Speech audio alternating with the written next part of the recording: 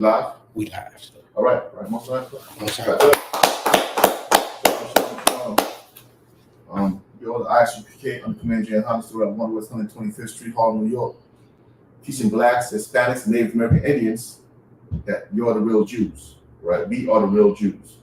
I'm Officer 5000, a warrior of the DC camp. I'm holding it down for now. Captain Shock will be joining us very shortly. Captain Shock definitely will be coming through to teach the scripture breakdown class. But for now, we're just gonna go ahead and get it started, right? We have Officer TITHES. Right. And we'll all right. Straight that on. Slack, sir. Straight that on. I'm about to send him the link. Go ahead and send the link. Come call, sir. I don't know because I got models on. I'm sending the link in the chat too. All right. Come call, sir. What? And so tonight we're gonna get into a lot of topics. Make sure you have your questions ready for Captain Shock when he comes down.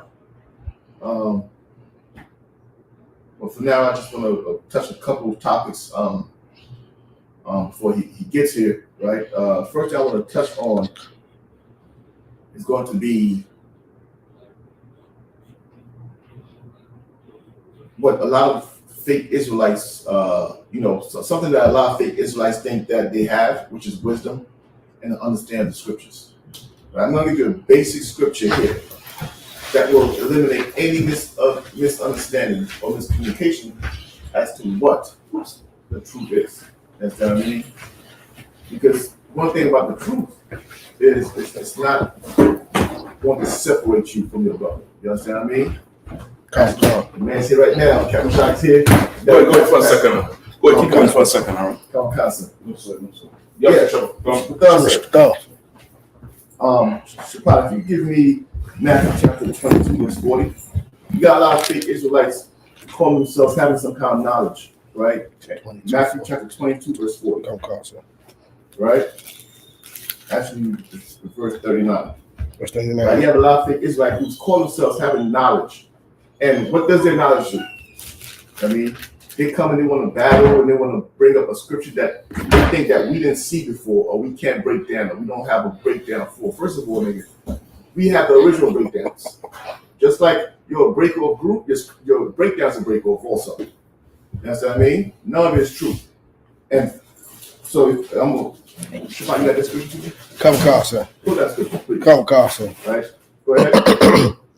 Book of Matthew, chapter 22. Slack, sir. I got you set up. So what? Be on the boss. Book of Matthew, chapter 22, verse 39. And the second is like unto it. Good. Read 38. Come call, sir. Verse 38. This is the first and great commandment. And the second is like unto it. Thou shalt love thy neighbor as thyself. Go ahead. Verse 40. On these two commandments hang all the law and the prophets. If you ever think you found a breakdown sent from God that's going to make you break away from your brother, you found the wrong breakdown. That's right. You understand? This is the same. If that's the case, a woman will soon find a breakdown that tells her she can leave her husband. Yeah. You understand what I mean? Yeah. With that, we'll pass the class. Listen, you just start upset right there. I'm thinking I might have to leave you out. You go into the topic that they always say I hate women about. Okay. Hey, you can take this down for me, brother. Or you can just plug in this in. I'm gonna cut it with USB, huh? The what?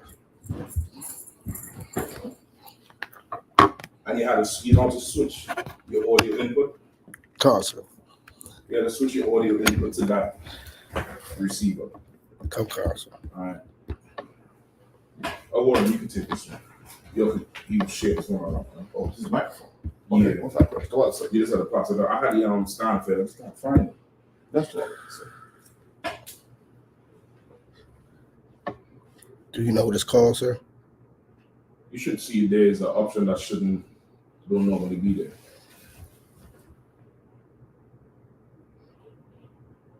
It's one of these two. Unplug it. Yeah, that makes sense. All right. Okay, so y'all know this Get up and go back. the day before so-called Halloween. Right. If anybody have any questions on it, we're gonna get a breakdown on it. I know most people are already familiar with the Halloween. You still not seeing it? Nah, oh, you know, that makes sense. Open it up. I think they killed the camera. No. Don't. You don't have to unplug all of that. It's just the one thing to plug in. Okay, got it. Okay. You straight now? Camera did go out. I pressed the button. It is. It's a lot. Just play a video in the meantime until you're ready to go out. Play the TITHES video or something. Oh gosh. He's fixed. Unless you straight now. Nah, I see.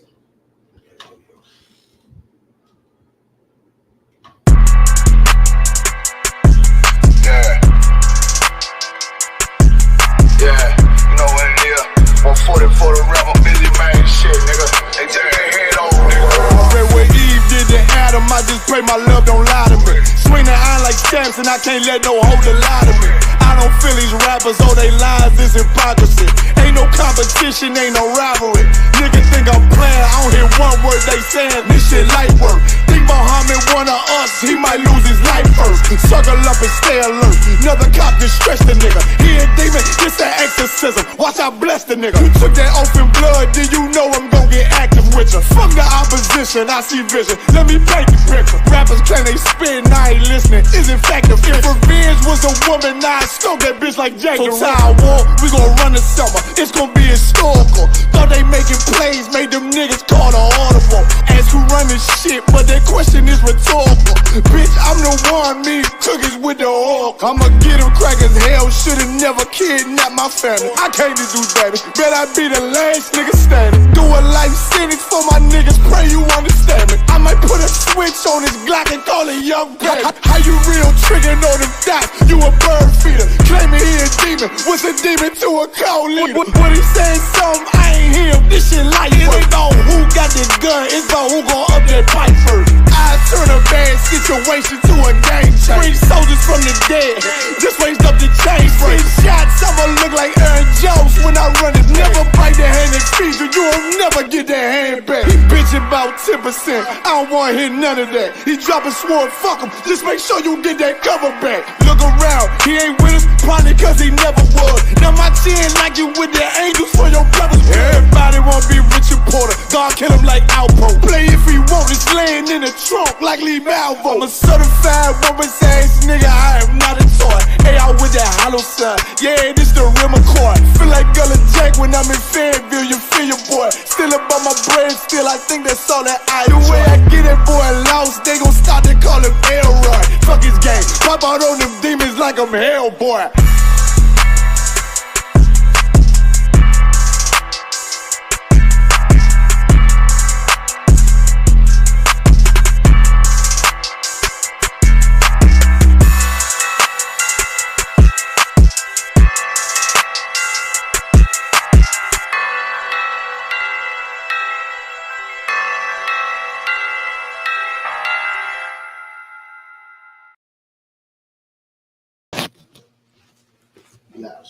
All right, we back again. Good. You'll know again. This week is so-called Halloween, right? I think it's tomorrow. It's supposed to be tomorrow. So we're gonna go into a little breakdown with Halloween as well. If anybody have any questions, type them in. Raise your hand. And brothers coming in the room, you'll type them in. Just monitor the online streams. Please, all right? For anybody who have questions, sometimes the questions get lost. Also, you all know next week is the election for the king of the world or the queen of the world. Depends on which side of which side of the aisle you're standing on. You know what I mean? It's going to be a showdown. It's going to be a lowdown, showdown, hold up. Yeah, I mean, whichever way you want to flip it. And so we're in a real interesting time. Added to that, everything that's going on in the Middle East is going to be something else. You know what I mean? So it's a real lifetime to be in there. You know what I mean? So let's go. Any questions at all? All right. Were you able to send the link for Trinidad? Come, All right, they have it. That'll work.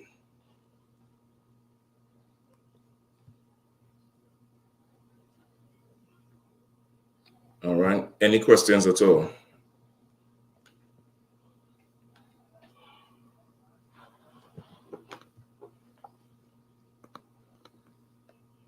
Let me know. All right. Questions online. Oh, somebody said, I just got somebody said they couldn't hear just now. Say that one more time. Somebody just said they couldn't hear. Testing 1 2 1 2. See if the thing is muted on the stream, yeah. The microphone. Nah, it's not muted. Okay, testing 1 2. Let me know if you're hearing. Type of one in if you could hear me. It's all wireless go to, right? Yeah, whatever you see marked on the thing. Awesome. You see what's marked on it? Yeah, it's wireless go to. Okay, we got one, sir. Okay, so the audio is fine? We got ones coming in, sir. Okay, no sweat. Okay, whoever said they couldn't hear, maybe it's just your device. That's quite possible too. That is just your device. So just refresh it if something, and it might help you out a little bit more. So we're gonna rock with it. All right. Somebody look up for me Samhain. We're gonna start with that. Samhain's Day. That's your root of Halloween, right? And also, I'm gonna tell you what else I need you to look up to. All right. But Samhain Day is, how to spell it. It's spelled Samhain, but it's Samhain's Day, right? It's pronounced Samhain's Day.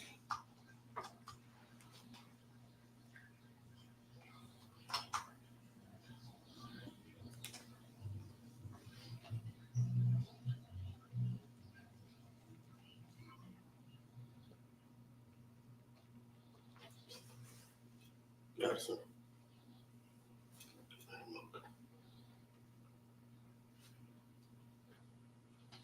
Got it when you ready, sir.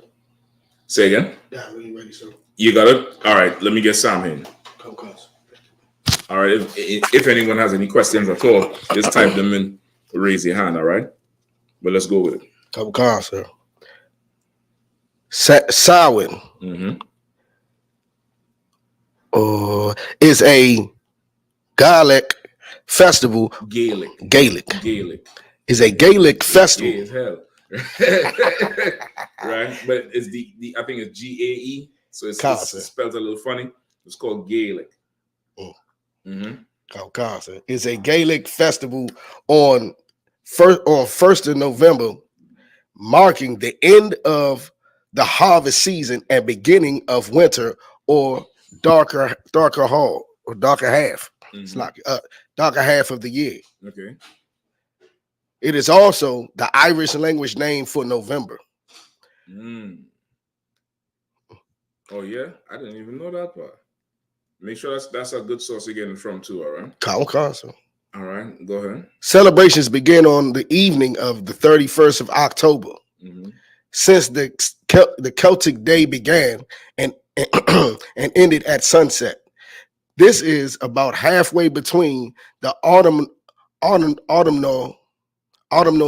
equinox. Am I saying it right? Autumn. I guess so. Equinox and winter solstice. It is one of the 4 Gaelic season festivals, along with Imboic and Beltane and Lugnasa. Historically, it was widely observed throughout Ireland, Scotland, and the Isle of Man. Right. So that Ireland and Scotland is like to the west of UK and to the north of UK. Scotland's to the north, Ireland is to the west. So those tribes from those areas is where you'll have your Druid priests, right? Somebody could look up what Druid Priests are. DRUID. So Somebody could look up what Druid priests are. You might could look up the images too. You could pull them up on the Google and show people. All right, or they may have good images of them. I'm not sure. It's pretty they're kind of archaic now. They ain't ancient, but they're kind of old. So older practice. I don't think they, as public and forthcoming now so much. But they have a whole religion that comes from the agriculture and the farming and stuff like that, which is the base for Halloween. Halloween is based in farming. It's the root of it, right? It's not I wouldn't say the root, but the base, the foundation of it comes from the farming, right? It comes from farming. And who did most of the farming in old times? Pagans, right? What they would call the pagan people, or the common people, or the lower folk. And that's where you have it coming from. All right. What you got? Come. Druid. A Druid was a member of a high-ranking priestly class in ancient Celtic culture. Mm-hmm. Druids were religious leaders as well as legal authorities, educators, lore keepers, medical professionals, and political advisors. Right. So the Druids was really a government for them Celtic people. You know what I mean? In that Gaelic society, that's who your Druids were. Your priests, your politicians, your doctors, your lawyers, your adjudicators, your therapists. They run the whole thing. Go ahead. Come. Druids left no written accounts. Mm-hmm. While they were reported to have been literate, they are believed to have been prevented by doctrine from recording their knowledge in written form. Their beliefs and practices are attested in some detail by their contemporaries from the other cultures, such as Romans and Greeks. Right. So because of the interaction with them and the times that the Romans, the Greeks as well, because of course, Rome come out of Greece. Right. Right. There was a time where, of course, Rome is going more west and it's taking over England, and they encountered these same Druids and Celtics, and that whole Gaelic society went to war with some of them, had to appease some of them for a time. And even up there, some of the architecture is still, you could still see that this Romans lived here. You get the point? Some of the universities, some of the buildings is very Roman in nature. You understand what I'm saying? Come on. You having some issues there? Super, you sure? I pulled up. You pull up an image, right? So you had them Druid priests who was there. Then of course you had the Romans who came in and interacted with them. And so in other words, this account you get in here is from Romans, right? This is not an account from Druids. Am I right, Salaka? Am I right? Come on, sir. All right. Just follow along with me. All right. Don't go too far ahead. Just stay with me where I am. Come on. All right. So it's really the Romans is giving you an account here of what they observe of the Druids. Now, this is after they done slaughter them in wars, oppress them, occupy them. I'm not saying this to garner any sympathy, but of course, this is just the history of them. Understood. All right. So they letting you know that of course they didn't write stuff down and this and that. Same thing they say about any society they ever conquer. Try to make them sound some type of uncivilized way, but they had some sort of society, right? They were pagan and antichrist as hell, satanic as hell, but they had some sort of society, right? Now it's from those people you have that Celtic or Gaelic tradition of Samhain or Samhain, mispronounced Samhain, Samhain's Day, which today is your Halloween. Right. Let's go back. Any more on that? That's relevant. Or we could go back to the We could go back, sir. No sweat. Go ahead, Shafai. Come, sir.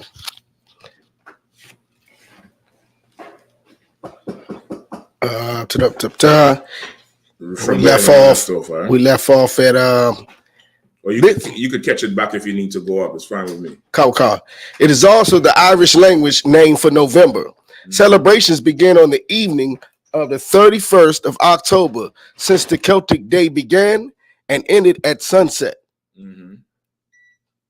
And of course, you know where they get that from. Where the day began and yeah, from the Bible. That's straight from us. That's from nobody else. You get the point? Celebrations began on the evening of the 31st of October, since the Celtic day began and ended at sunset. This is about halfway between the autumnal equinox and the winter solstice. It is one of the 4 Gaelic seasons festivals, along with Imboic, Beltane, and Lugnasa. Historically, it was widely observed throughout Ireland, Scotland, and the Isle of Man. A similar festival is held by the Brittonic Celtic people called Calan Gaeaf in Wales. Right, and that Brittonic Celtic people is the cross between Britain and the Celts. Right, that area there. So UK, of course, you know, it's like about 4 empires. Those Celts surround the thing, Ireland, Scotland, Wales. So there's a time when they mix there because, of course, not mixed, but, you know, the cultures get mixed, right? Really, it's not even integration. It's you'll see as we go into it, might mention it, that the rise of Samhain and Halloween comes from what they would allow as pagan traditions remaining current for the areas. You understand what I'm saying? They allowed pagan traditions to remain because keeping control of the people began to become costly, you know, time consuming, energy consuming. So instead of just crushing everybody, making everybody obey, you start letting them do their shit and worship Hail Mary at the same time. You understand? It's more so assimilation than the, you know, some sort of integrated part. You get what I'm saying? Let's keep going. Samhain is believed to have Celtic pagan origins and some Neolithic passage tombs in Great Britain and Ireland are aligned with the sunrise at the time of Samhain. At the time of Samhain, it is mentioned in the earliest Irish literature, from the 9th century, and is associated with many important events in Irish mythology. The early literature says Samhain was marked by great gatherings and feasts, and was when the ancient burial mounds were open. Right. So early accounts was that Samhain's Day was marked by marked by great gatherings and feast. Right, great gatherings and feast. So this is again, remember in the beginning what you read was this marked the end of summer, the beginning of the fall, which is like a harvest season, right? So they have great gatherings and feasts. Why? Because the harvest done came in. The gatherings done came in. You get the point with everything they planted. This is the time that they harvesting. It's a great harvest period, right? And the summer going into fall is harvest time, right? Or the time where you're reaping the last of your harvest. You're right. You get the point. They ain't no more. You ain't planting into November. You're not planting into December. That's basically it. You understand what I'm saying? So around this time is the end of it, right? And they have great gatherings and feasts. Go ahead. Come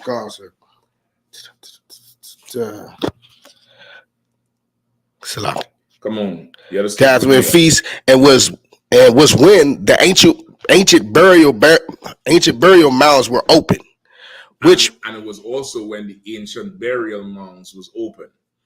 That's now we getting into, you know, where the customs of things happen. The customs of what you're celebrating today, which is the Halloween.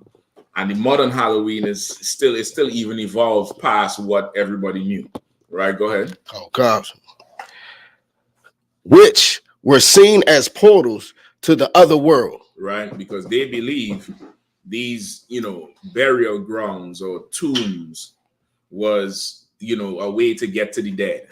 They believe in some kind of continuum.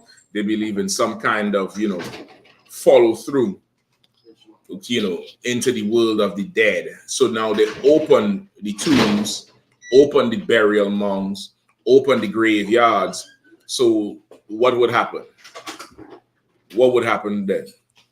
Come on. The dead would come walk the earth. Then now the dead could come through that portal, and they could go through that portal because they believe in the dead. They believe in worshiping after the dead and following after the dead, and have a great reverence with the dead. It even tying it back to how you have these religions worshiping what? The ancestors.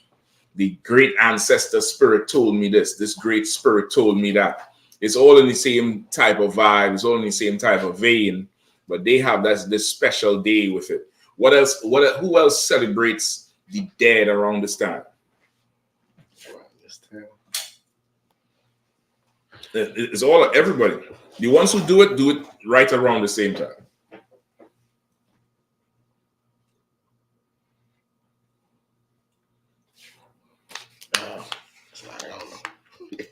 No sweat. Come on over. Yeah, the mic. So you have to also. No sweat. We'll get to them. Are they on topic? Last, sir. They're off topic, sir. All right, we're gonna get through this. Let me know in 7:45. Come, sir. We'll get through this and we get back to them. Just make sure I mark them so they don't get lost. All right? Come, sir. Oh, that's what you was gonna say? Come, Oh, sir. so like I told you, I was trying to answer the question. All right. Around this time, you have the Catholics celebrating All Saints Day or All Souls Day, which is November 1st, which is the day right after Halloween. Look up All Saints or All Souls Day. See what it is.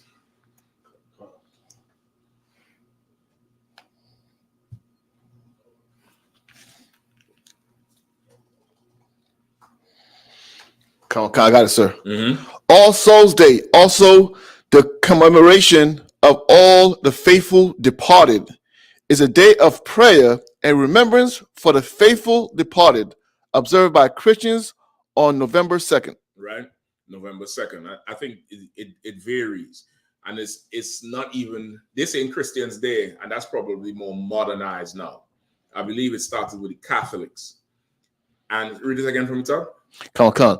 All Souls Day, also called the commemoration of all the faithful departed, is a day of prayer and remembrance for the faithful departed, observed by Christians on... It's a day of remembrance for the faithful departed. Shapak, give me back that last part you read about the great gatherings. The water.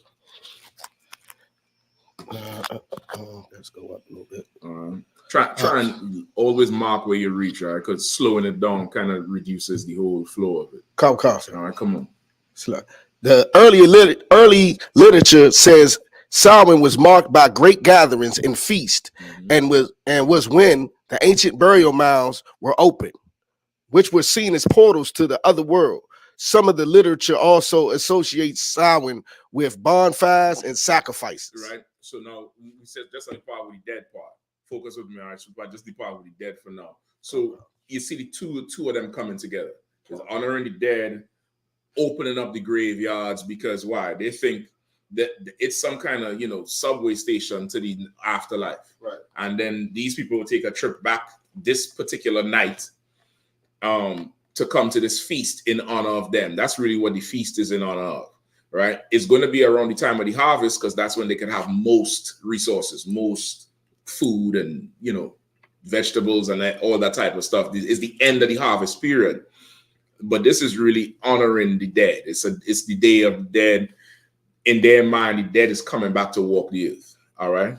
Where we at? Go ahead. You have some more? Come. Through prayer, intercessions, alms, and visits to cemeteries, people commemorate the poor souls in purgatory and give the departed their favorite indulgences. Read it again, please. Come. Through prayer, intercessions, alms, and visits to the cemeteries, people commemorate the poor souls in purgatory and give the departed their favorite indulgences. Right. So they remember the souls in purgatory. Purgatory is not a Christian thing. Purgatory is from the Catholics, right? They believe. Anybody know what purgatory is? Come on. It's supposed to be where it's supposed to be with like the lost souls that haven't gone to heaven or hell. They kind of like in a limbo. Yeah, they're in probation. They're in processing. They're down on first M Street in DC, waiting to go to jail. They're in lockup. They're in central booking. That's what the Catholics believe purgatory is, where we can't really figure out if to send you to heaven or hell. So you just have to sit here for a second. You get the point? Okay. It's not heaven. It's not hell, and you just there. The Catholics would go out and light candles. You're going to see that also too in certain areas. Roman Catholicism is not that popular anymore, right? It's not that popular anymore with, the internet and information being passed. That was a whole strategy or process for their power, for them maintaining power and control. So, keeping information. So now that a lot of information is out, a lot of people have, defected from Roman Catholicism. But you're still going to see it certain areas. There's a few cathedrals in DC that's still strong Catholic. You have the National Cathedral, which is over there where Wisconsin Avenue. Then there's another one by Catholic U, a big ass cathedral, look like one of them castles from Lord of the Rings. And you're going to see them there. What's the second? Saturday. So you're going to see them there Friday night and Saturday night, Saturday mornings even, with a ton of candles. They have these candles, and they have they'll put like a little plate, paper plate at the bottom to catch the wax, and they just walk around and they go in the church and they light these candles. All this is for the dead. It's celebrating the dead, right? It's a holiday for the dead. Where we going? Keep going on, Shapat.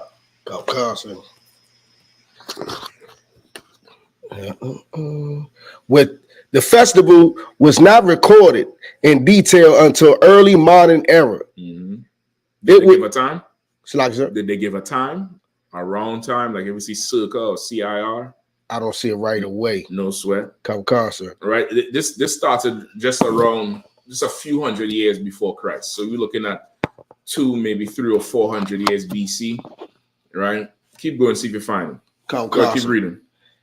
It was when cattle were brought down from the summer pastures and livestock was slaughtered. Mm-hmm. Special bonfires were lit, which were deemed to have protective and cleansing powers. Right. So again, the cattle is brought down from the summer pastures. Why? Because the weather is going to be changing. The weather is going to be changing. All right. Hold on a second. Yes, Mr. No, sorry. I'm in class now. Could you call me back after? Would it work? Try Nathak. You have Nathak's number?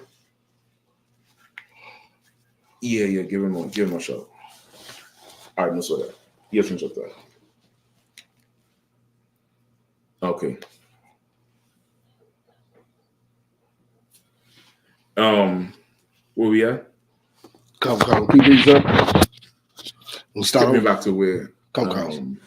Right, the slaughtering the cows. They're bringing those down from the summer pastures because summer is over. Right, they're going into the fall. The weather's going to change. They ain't gonna have much green area for them to be grazing. They're bringing them down. They're gonna have a feast because they had a good year. This is like the end of their year down there. This is, there's no more work to do. Why? Because these people are what? Farmers. The farmers. Come. That's their livelihood. That's where they get everything from. They're farmers. They work the land. They're very, in tune with nature. You get the point? That was also a tenet of them Druids. Nature was a big thing. The plants, the rivers, the trees. There's another people, they call them Wiccans. I think Wiccans is related to them too. Warrior, check that out for me. Come. All right. Go ahead. Come.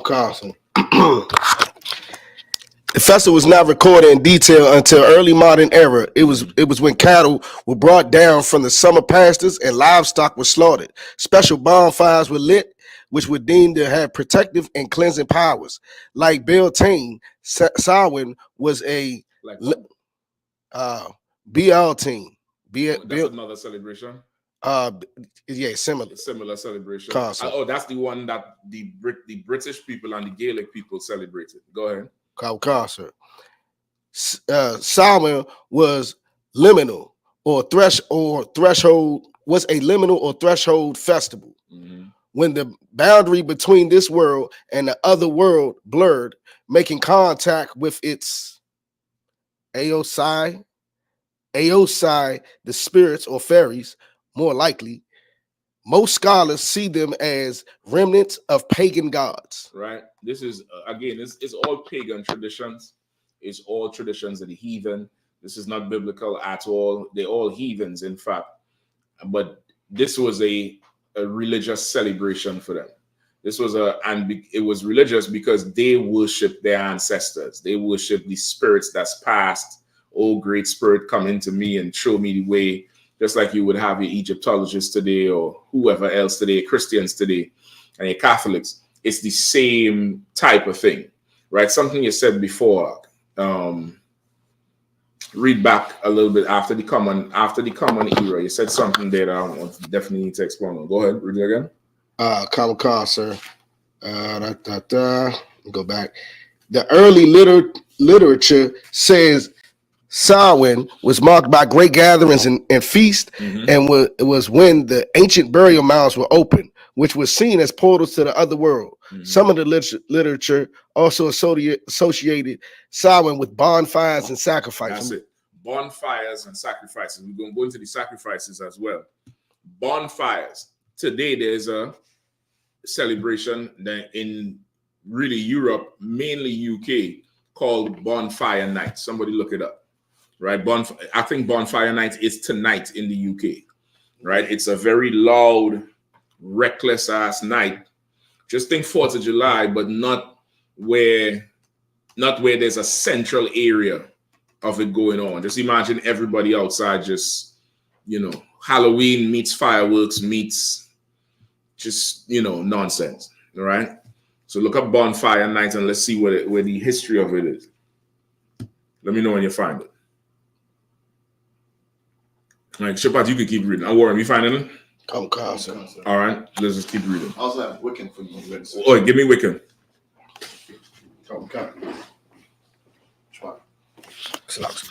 You could probably sit right back there if it's closer until what I mean. No, on the back if it's too close. Yeah, on the back one. Then we can pass it back and forth to him. It's up to you. No problem. All right. A Wiccan is a person who practices or believes in Wicca, a modern pagan religion that is based on magic and nature. Based on magic and nature. Damn near the same thing like we're reading here, right? Them nature nuts, them tree huggers and shit like that. They descend from that thing in the spirit. I'm not saying that it's tied to it in worship, but in the spirit, that's where it comes from, right? The whole being one with nature, and nature gonna provide, and the magic, the whole Wiccan. That's where you get it with. I think that's where you get it with witch from, where a witch takes herbs and vegetation and mixes a potion. You get the point? That's all that is in their custom. All right. You have Bonfire?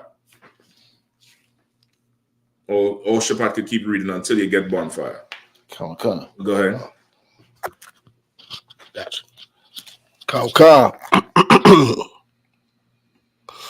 Let me get back to where we were. We went back a little bit, sir. Like Beltane's, Samhain was a liminal or threshold festival when the boundary between the world and this world and the other world blurred, making contact with I.S.U.P.K, the spirits of fairies, more likely. Most scholars see them as remnants of pagan gods. At Samhain, they were appeased with offerings of food and drink to ensure the people and livestock survived the winter. Right. So they think, okay, so this is what the pagans thought, right? Your pagans from time past. Like how you have the Grim Reaper, Everybody know who the Grim Reaper is? Right? That say that Grim Reaper comes for you. He comes to take you to death. You have them Viking people, and I think some of the Roman culture too, was they had the Egyptians. They had somebody, I can't remember the exact name of the person, but they had somebody who would usher you into the afterlife. Whether they put you on a boat and put 2 coins on your eyes, that's to pay your way into the afterlife, or whatever else. They always think somebody's coming from the dead to take your life. They don't think the Lord takes your life, right? So with the harvest ending at the end of summer, and all the greens coming in, and all the vegetation coming in, and the animals coming in, to make sure that these things don't go bad and die through the winter. Because if those things die, they ain't no Kroger's, they ain't no Walmart for them to go to. That's it. They're going to be dead. They got to go to war with somebody and take their shit. They think that the people from the past is going to come back and bring death in wherever they stay, and to appease them, because that's what it says there, right, Shapan? Read it back. Yo, focus with me on this, I don't want to get lost. Just leave everything else alone, all right? Go ahead. To assure the people and give me where it says to appease. Go back to a couple lines before that. At Samhain, they were appeased with offerings. Go back 1 or 2 lines before. Most scholars see them as remnants of pagan gods. The remnants of pagan gods, because they're worshiping these dead spirits. Go ahead. At Samhain, they were appeased with offerings of food and drink to ensure the people and livestock survived the winter. Stop right there. Who was appeased? The pagan gods. Yes, but give me some more. That's what I tell you. Don't focus on nothing else. Go ahead, warrior. The dead who coming back. That's who they're trying to appease. So they're trying to appease them with what? The food and drink. So describe what the practice is. So like trick or treating today, as the dead come around. Don't just describe that practice. That's all I'm asking. That practice. It's like an offering. Let the young brother get a shot. Would it be I give him the mic, brother, please. A ritual? What are they doing? They are doing things in remembrance of them. That's true, but it says they appeasing them with food and what? Meat? Food and drink. Food and drink, or meat and drink, or whatever. Go to warrior. They're celebrating them. Okay, yeah, but you have to describe to me what would I see? Okay, you'd see something similar to, actually I seen it the other day walking by, and there was flowers and teddy bears on a lamppost for somebody who apparently died recently. It comes from that. Come. But what would I see there? That thing. You see the food and the drinks sitting. Okay, this is what you'll see. This is a celebration. So this is a party where everybody, the whole zone, like a Passover. Come. Right? Everybody's there, and it's at night. So these bonfires are there for light, and also they think this fire is for what? Cleansing and purification and all this type of shit. So you see in this, imagine a huge area, and they party and they have music, they have percussion instruments and horns, and it's festivities. It's alcohol, and they have beef roasting and pig roasting somewhere else, and birds, and somebody with the vegetables there. And then there's a section of that area that's untouched food. You cannot eat that shit, because that's for the dead people. And if we don't put that table there for the dead people, what will they do? I'd imagine they would come back and haunt you. No, it said it there. It said it there.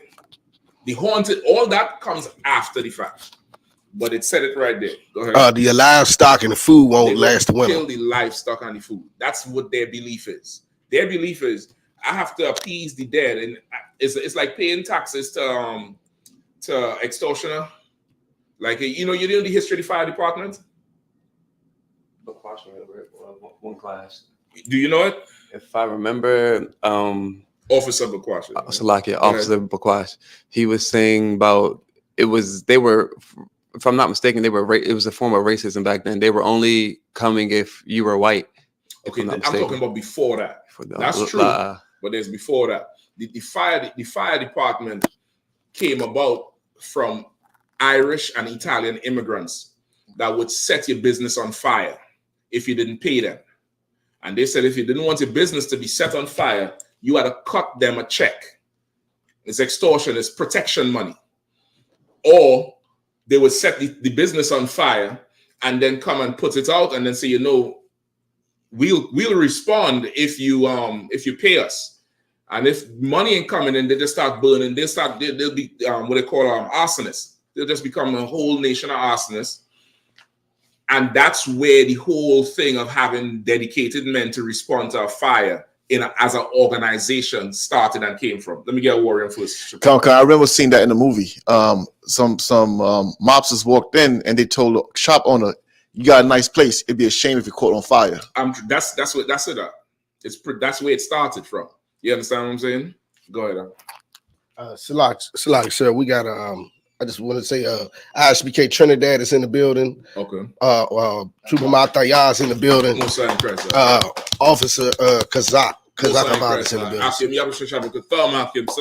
And Salak, I mean, we have a question off topic. Okay, just hold the question. I'm gonna run through this since we started this early. I'm gonna get past this and then we'll get all the questions. All right, I'm gonna make sure I do enough time for it. Come on, sir. Damn, y'all making me forget the whole thing with the fire now. The fire department. Go ahead. Fire department came about how they used to. Yeah, but what I was linking it to about like paying tax and homage to them when it first began. Right. So it's like that. It's damn near. But they think these dead people is live, actual. They have living power. So when they come through, they're gonna destroy everything.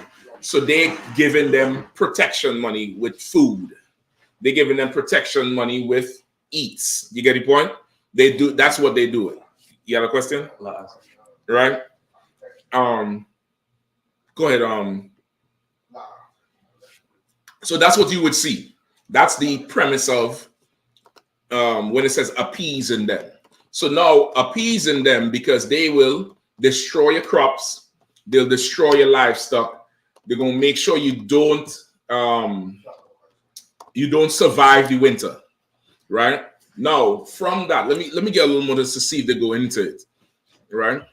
Read a little bit more, Shapat, right after saying appease them, just to see if they go into it. If they don't go into it, I'm definitely slide into it. Go ahead. Come, sir. The souls of the dead, like the souls of dead kin, were also thought to revisit their homes seeking hospitality, and a place was set at the table for them during a meal. You understand? So imagine, you gather together to eat dinner, and you had to put grandpa meal. You had to cook for this nigga, and buy his favorite drink, and put it in his favorite chair, and nobody eats that shit. It's just there for him because you scared he gonna come burn the house down or he gonna come wreak havoc. That's where the haunting comes from. This place is haunted from the dead. They're restless. They don't want to do this. They don't want to do that. In addition to the festivities, there's a whole place set aside for them. Right? Go ahead. It's like if I may, so like when people their relatives pass away and they sitting there, they make a whole shrine to them, and even go as far as setting a place at the dinner table. Nobody can sit there. It comes from that practice. Not saying they actually know they're doing druid shit. But the practice because of the Catholic Church, because the Catholics damn near gave them license to continue that shit. Because you got to do the history with Rome. Remember, Rome was taking over the earth so much, they was everywhere. And these druids, some of them would fight back. Some of them would fight back, go out into the woods, into the forest. They're very, outdoors type people. And the Romans couldn't keep control so much. And then some territories just wasn't worth it. So you let them have it. But this is a Roman colony down there. And we'll let you do this if you accept Caesar Borgia. We'll let you do this if you bend the knee to Caesar. We'll let you do this, Hail Mary. You get the point? That's where we at with this now. You understand? So now because of the Romans let them do it, it started getting assimilated into the culture, right? It started getting assimilated into the culture. Some of them councils, like you hear the Council of Nicaea, the Council of Chalcedon, I think it's one or two more councils, I forget the name. Those councils they had was, some of them was to, one of them was to decide that they were going to teach the doctrine of the Trinity and that God and Jesus was the same person. Those things was decided after the Bible. Putting in things like Easter, right? Because again, the pagans worship Ashtoreth. The Jews worship Passover. They worship the Most High, but they celebrate Passover in order to try to get the pagans to follow the Bible that they hijack and represent in Catholicism now. They let the pagans continue.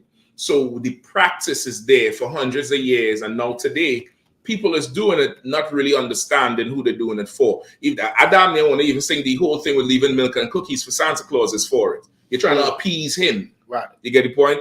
The Hindus do it too. The Hindus, if a East Indian has a house or a property, if you know any East Indians who own a building or a house, somewhere on that property, somewhere in that building, in a corner somewhere, it's usually on the outside to a corner. Like if they have the big, they have the big concrete walls to a corner to the back of the house, or if it's a building, there's a room you can't go into. And in that room, brother, is a shrine. You could pull it up. There's a shrine. They'll have these bamboo sticks going up with different flags. And they'll have either Lakshmi in there, the one with the 8 hands, or the elephant god or the monkey man. And they go in every morning with bananas and milk and oranges. And that's for that god. And if they don't feed the god, they don't get rich. That's how they think. Right? But every single East Indian who has property, even if they don't have and they're trying to get rich, they build a shrine to some dead thing and feed the shit. It's really just idol worship all along. Right? But they fear the dead. Go ahead. Thanks, sir. He's saying if I walk into the back of any 7-Eleven, I'm gonna see the shrine back there. The 7-Eleven don't belong to them, so you mightn't see it there. But if you follow them to where they're living, I guarantee you're gonna see the bamboo flags going up. You're gonna see that thing going up. You get it, Juan? Okay. Go ahead. You want me to keep going, read? Please. Come across, sir. Mumming and guising were a part of the festival from at least the early modern era, whereby people went door to door in costume, reciting verses in exchange for food. The costumes may be a way of imitating or disguising oneself. Skip back some. Come across, sir. In the 9th century, the Western Church endorsed the 1st of November as the date of All Saints Day, possibly due to the influence of I.S.U.P.K. I can't say. Some pagan. Anyway, did we ever get bonfire night? I don't want to stretch too long with this shit. Right? So now you have okay, right. So now these dead spirits, right? If you don't feed them, if they're hungry, I don't understand how a dead man could eat. But if you're hungry, if he's hungry, what happens? If you don't feed them, what happens? They kill your livestock. They come and they kill your livestock. Okay, what was happening over time with just human nature? Human beings was, at base level is trying to survive. It's trying just to survive and eat.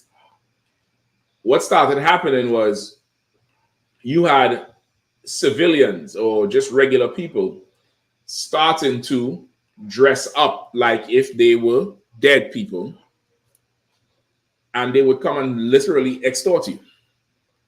So now they come and they're not pleased with the food, they wreck your house so that you give them more food. Now remember, your food that you have is for the winter. And then that became a practice. Now it wasn't the people in the people who have the homes, who living in the homes, they don't know that these people dressing up is real people. Just think of time. There ain't no internet. There's nothing like that. You go outside, you see a man with a moose head on, you're gonna think is a moose with legs. You get the point? They come through, knock on your door, you don't feed them enough, or you don't feed them at all, they wreck your house. Sometimes even burn your house down, chase your horses out the stables, and they'll say, you know, let's say they might know you personally. They might call your father's name or your grandfather's name and say, yeah, I'm back. And you disloyal son, blah, blah, blah, and start to chastise you. So the next day you telling the story that your grandfather came back from the dead and did this to your house because he didn't have enough food. So now everybody else is going to make sure they stocked up on everything so that when their dead ancestors come back, they'll have enough. You're following? Oh, God. That is your foundation for your trick-or-treating. Because remember, trick-or-treating was originally what? How was trick-or-treating today? What happens? I mean, just like back when it was, they was going door to door. No. It ain't back. It ain't nowhere close to back how it was. Go ahead, come on. Trick or treating today is children going door to door and collecting candy. That's trick or treating today. Knock on your door, trick or treat. Hey kids, how you doing? Yeah, one for you, one for you, one for you. But 20 years ago, 30 years ago, what was trick or treating? They knock on your door.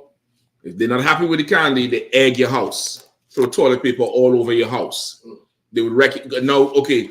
This was never our culture. This is white neighborhood shit. We ain't got time for Halloween. Every day is Halloween for us, basically. We scared of some shit. Getting shot, getting killed, getting mugged.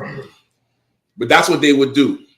And it goes, the more you go back, the more violent it gets. Until here, where people were actually totally burning your house down, you know, coming in your house, taking out all the lights, dragging you outside, whooping your ass, beating you, and then disappearing.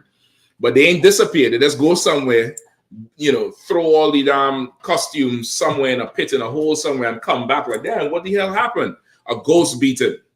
And that's, you know, that's how it started. That modern trick or treat is that thing there. Go ahead.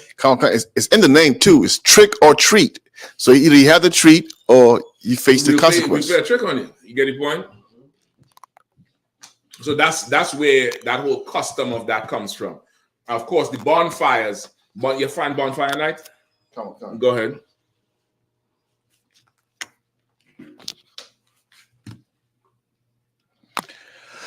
Bonfire night, spelled BONFIRE, right, sir? Mm-hmm. Bonfire night is a name given to various annual events characterized by bonfires and fireworks. Mm-hmm.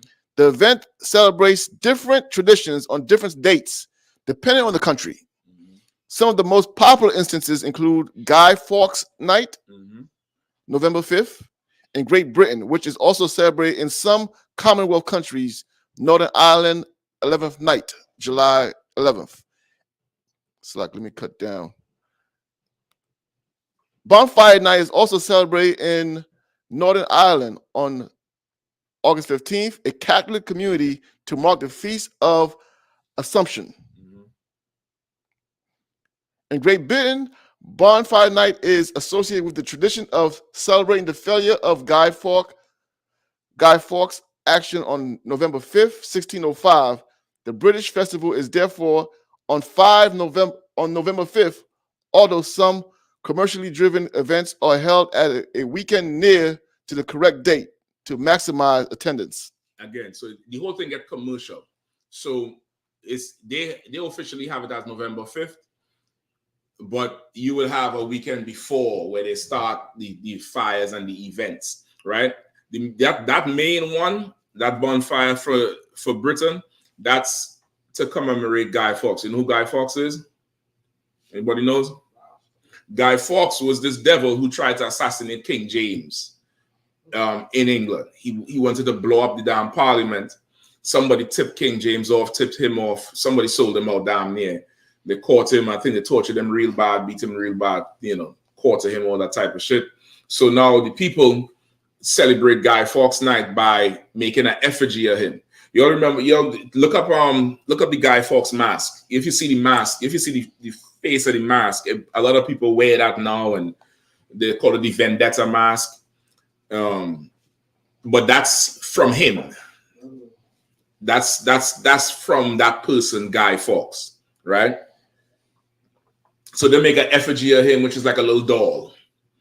And they burn it in the bonfire. But remember, the bonfire was for what? Cleansing and purifying. So for that particular celebration, it's tied close enough to the Halloween and that whole pagan ritual with the bonfires. You get the point? But it's separate because of the historical ramification. They never mention how he tried to kill King James. They just say, you know, he had a plot on Parliament, but they never mentioned. But his intention was to murder King James because they hated that he was over England being a man from Scotland and also being black.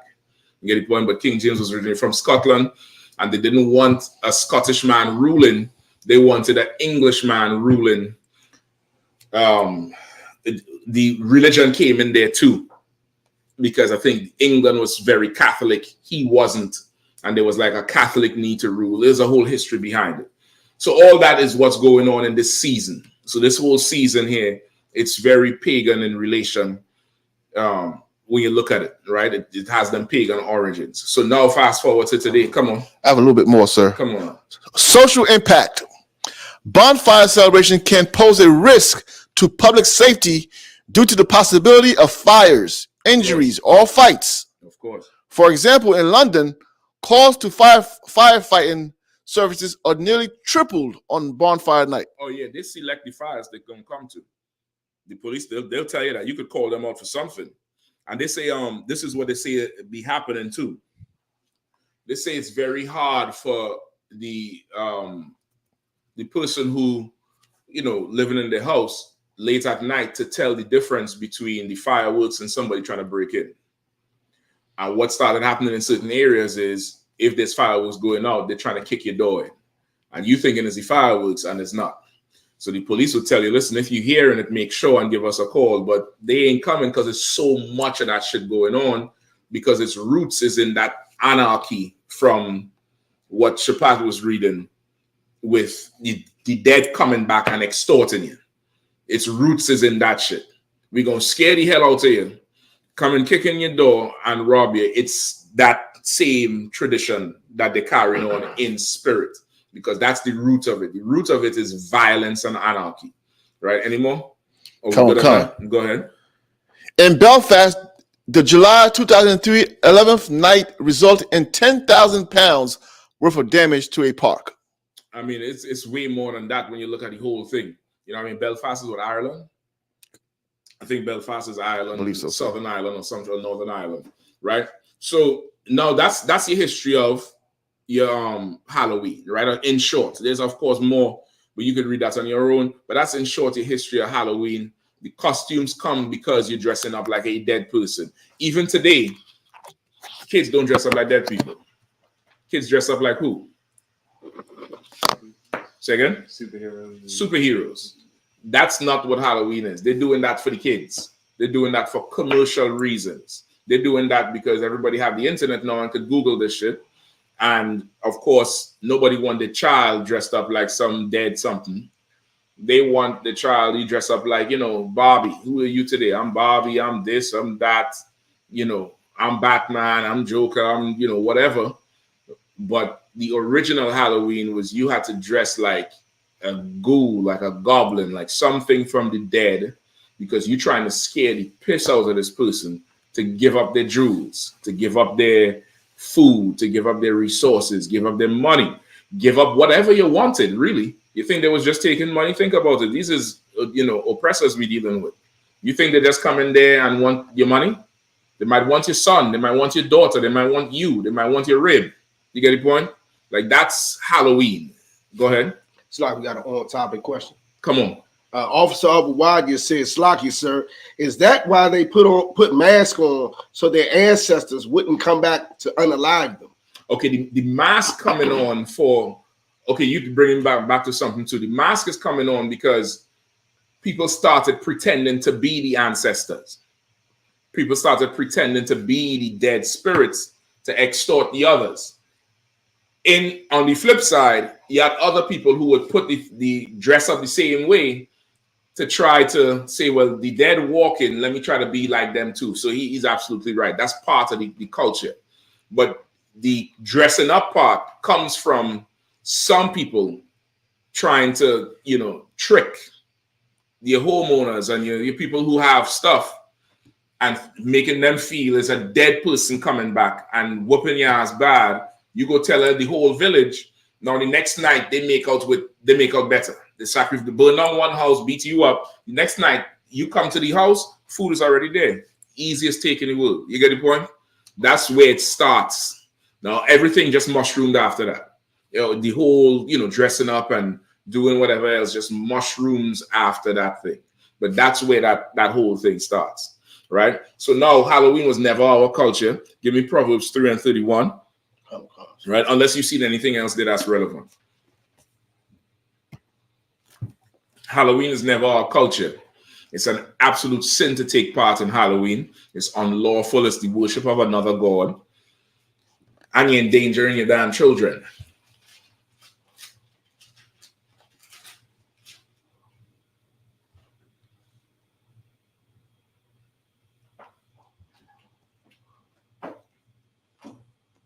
Read it as soon as you get that, please. Or somebody else can read it. You got it. Proverbs 3 and 31. Yeah, just give him the mic if you go ahead. Proverbs 3 and 31. Envy thou not the oppressor, and choose none of his ways. Right. The scriptures say, envy thou not the oppressor, and choose none of his ways. Right? Halloween is the way of the oppressor. Right? Halloween is the absolute way of the oppressor. I'm from the Caribbean. We never was into Halloween, but I should somehow make it down there. I make it down there from the commercial aspect because of the clubs, right? The nightclubs and some of the, schooling and stuff like that. You would start seeing, America is the pinnacle of everything. So everybody wants to become Americanized. And you would see this thing starting to grow in areas that they never had it before. The clubs would have Halloween themed parties and people do the dressing up and think it's just fun. We just dressing up. When this has nothing to do with, clubs and parties and fun, it's just absolute, pagan worship, right? We should never, ever do and follow after the oppressor and want to do what he does, right? Want to do what he does. And even same thing with the bonfire night and with the whole, what they do over there in Europe. You should stay far from that because that has nothing to do with you. That's them people and their shit, and kids like fireworks. And kids like the loud noise and explosions. Just go celebrate it randomly, man. Go buy some fireworks for your kids or them little scratch bombs and let them do it in the middle of August. You know what I mean? If you want to, if that's the case. But you shouldn't join in the flow with those people. All right. Somebody give me the other one. Give me force their kids, sacrifice their kids to Molech.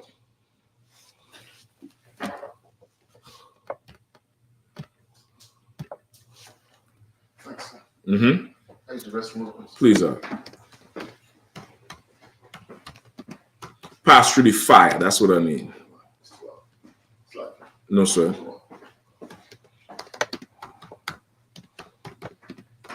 Leviticus 18 and 21.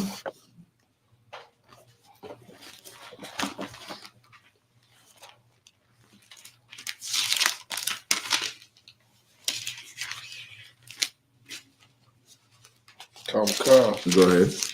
And then let me get them videos shortly after too, all right? I'm gonna tell you which one to play first. There's one on the DC page I think we need to play first. Go ahead. Sir. Book of Leviticus chapter 18, verse 21. Mm-hmm. And thou shalt not let any of thy seed pass through the fire to Molech. Mm-hmm. Neither shalt thou profane the name of thy God. I am the Lord. Right? You shouldn't let any of your seed pass through the fire to Molech. What does that mean, passing through the fire to Molech? What is that referring to? Come on. Basically meaning you sacrificing them to that God. Yeah, like you putting them in danger, you letting them pass through the fire. That was the custom. Even the walking on coals that you see them Japhet do, it comes from that. You get the point? You'll stick with me. What's going on? It's too much of that going on. Make sure that those videos ready for you, sir. No sweat. Just one man can handle it, all right? Because I need the other brother to read and follow along. You understand? And going through the fire, putting them in danger because of this God. The trick or treat is the same thing. You get the point? You go into what? A stranger's house, and you're putting them in danger, and you're having them worship another god. It's the same thing in spirit, because why?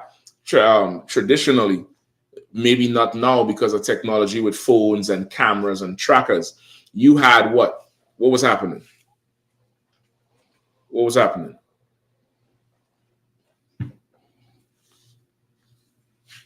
Come up missing. Kids coming missing. That was a big part of Halloween. A big part of Halloween was children going missing, and animals, especially small animals, going missing, and they find them in the woods days later, gutted and strung up somewhere. All that was part of it because of how, go ahead. What you are? All right, because of how, because of the type of, celebration it was. It was just a violent, reckless type thing, uninhibited lust, whatever you want to take. It was that type of celebration. You get the point? Go ahead. So I remember growing up, we used to hear about things where people would put like razor blades in apples and and stuff of that nature. And we'd always ask like, why was somebody and needles and we'd always ask like, why would somebody do that to the kids? But we never knew it was just a violent tradition. Yeah, the whole thing is just violent. Some people, they just like the same person who try to come and scare you. Some people get a kick out of that shit. They get a kick out of hurting some child, hurting some young rabbit, some little puppy, some cat tying firecrackers to a cat tail. You know what I mean? All that is within the Halloween spirit. We should not do any of it. You know what I mean? Now, this is the other thing. The heathens, because of the life they live, they have to make up something to be scared of. Right? We have one thing we scared of, which is the Most High. Right. Right? That's who we fear. Right. Now, our life, the type of life we live, we don't have to meet, Jason Voorhees or Freddy Krueger. You get the point? There's an officer who's willing to do that job for Jason. He has a car, he has a gun on his hip and a taser, and he's willing to do that job very well. There's some KKK member that's willing to do the job. There's some doctor somewhere that's willing to do the job. The lawyer, the judge, everybody's willing to do the job to brutalize you. So you don't really have to invent a villain. You live with a villain every single day. Go ahead, Right. It's like about me. Come on. That's the one type of movie where white people, oppressors, are really playing themselves. They don't have to make up any characters, or they don't have to be a 3,000-year-old mummy when we know they were Egyptians, and the white man's playing them. They playing themselves in that one. Texas Chainsaw Massacre, all that. Every single horror, they have to invent somebody who just, he just want to kill them. He just want to, murder them, hurt them. And horror movies, they all come out around this time. Very rarely you'll find that they come out in January or February or May. They might, but most of them, they're always around this season. End of September, all of October, November. It's always that horror movie thing. I think the horror movie industry kind of died down now. It's not so much as how it used to be before. But all of that is there. But we don't have that thing. We don't have to make up somebody. We actually have real life threats to our life every day. Right. And we have somebody who is right now running for office in a costume, running to try to be the president of the United States of America, and has been playing trick or treat for the last 7 years, maybe, right? Or when was she Biden's running mate? That was in 2019, 2020. Okay. So let's give her 5 years. Let's give her 5 years. Let's say from 2019, she was his running mate, all the way up until now. And she's been in costume since then, playing trick or treat on black people. And this is the best Halloween costume I've ever seen in my life, because you actually believe it's a black woman, and she's not a black woman. Just like these pagans believe that fool who puts on the cow's skull and walk around with a big bush on, big tree on their body, and ask you for all your wine and all your meat. You believe that person was your great-grand uncle, Finkel. But same way you believe in Kamala as a black woman, right? Same way you believe in that. You're not looking at it as she's just wearing a costume and she's the boogeyman for you. You don't see that part. We know Donald Trump is a racist. We know he's an insurrectionist. We know he's a vile man. And we ain't telling you to go side with him. But what we're telling you to do is don't get fooled. Do not be fooled by Kamala Harris. She is in a full costume head to toe. What you got? Which one you have first? No, hold on. The one I want is on the DC page, I believe. All right, that's the one I want to start with. Come on. It's like we have another question too. Okay, on topic? Off topic. Okay. Did you read the first one on topic? On topic. Yes. Somebody had one that was on topic. Off topic. The first one was off Yeah, topic. you answered that one. That was Officer on Watch It. Okay, so okay. We're going to get the off topic ones right after. I'm almost done with this. We got time, all right? Hold on. There's one that's supposed to be on the DC page, brother.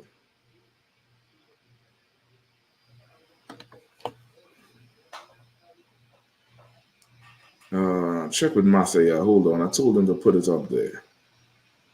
I might have to send it to you. Come across it. Go ahead and play what you have in the meantime. Come across it. I'll try to get this one to you. Well, how do I get it to you? You text message or through the DC chat, sir. Okay. Let me send this one to you, all right? Come across it. Go ahead. Well, just play whatever you have for now. I'm going to send you the one with...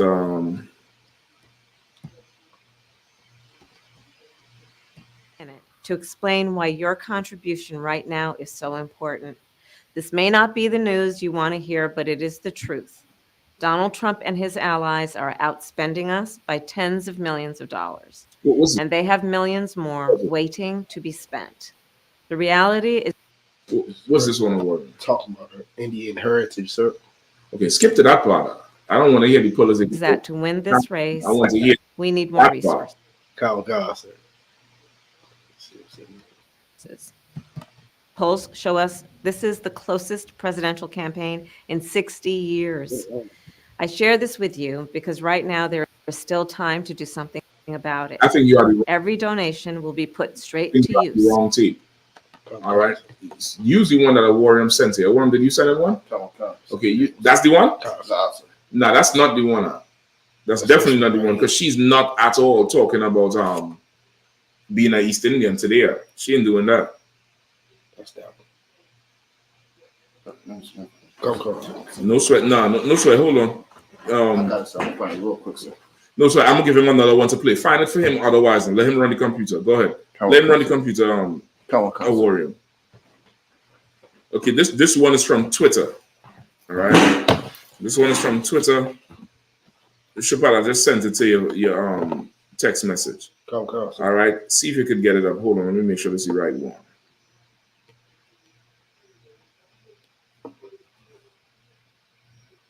All right. Is Matthew on? Matthew, I sent you this before. See if you can get us up on the DC page, all right? It'll be way easier for us to get than going through all this stuff. All right? I can't even log in. You can't get it up there? Yeah, it's trying to make me log in. No sweat. Where could I send it to?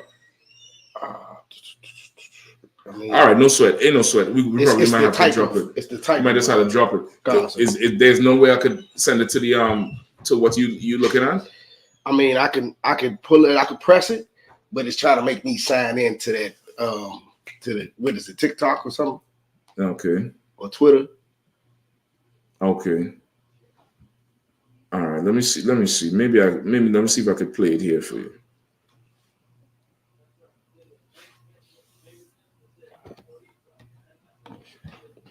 Send it to Warrior or send it to Bakwash. Let's see if he could figure it out. Okay. All right. But if you want, I have put one right now. All right. I'm gonna play it here in the meantime. At least you could see it. Hold on. Crystal clear. The vast majority. Dear Kamala Harris, let's get one thing crystal clear. The vast majority of American men have no issue with electing a female president. Our issue lies solely with you. You were second in charge of California for 13 years. As California's Attorney General, Harris promoted enforcement of a law that allowed prosecutors to seek jail time for parents of truant kids. As a prosecutor and law enforcement, I have a huge stick. So I decided I was going to start prosecuting. Even that thing there. This is a woman. You got to find some way to get out up there. I don't know who you got to call her. You got to find some way to get out up there. I sent it to him, Warren, if he needs to send it to you. But she said, as a prosecutor, I have a huge stick. Even for a woman to talk like that is letting you know there's something wrong with her mind. Right. She could just say, I have a lot of power. Or I have the judicial system at my, I have that in my hand. I can bring, to say I have a huge stick. You're trying to be a man. And somebody like that is just, she's ridiculous. Kids. As a prosecutor in law enforcement, I have a huge stick. So I decided I was going to start prosecuting parents for truancy. I thought It sounds, she have a mental problem, man. She wanted to be a man, right? So she says, she said, I decided to start to prosecute parents. She decided to do that shit in California. Stick. So I decided I was going to start prosecuting parents for truancy. I thought that was crazy. I was like, how can you lock parents up? If you don't go to school, Kamala's going to put you and me in jail. You need to see her face. You need to see her face as she's talking about this. She's enjoying saying it. And she's mocking the parents because she's saying that's how the parent going to talk to the child. If you don't go to school, Kamala's going to put you and me in jail. And she's laughing. You got to see her face. Let me know whenever you have it. Intended effect. And she said, that's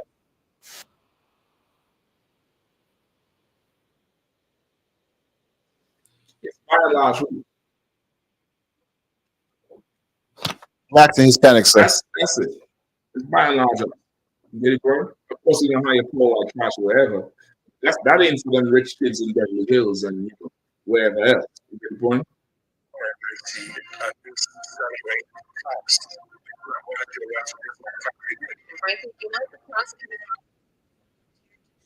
As this team goes on, they splice it or they litter it with testimony from here actually got out and was prosecuted for this shit, right?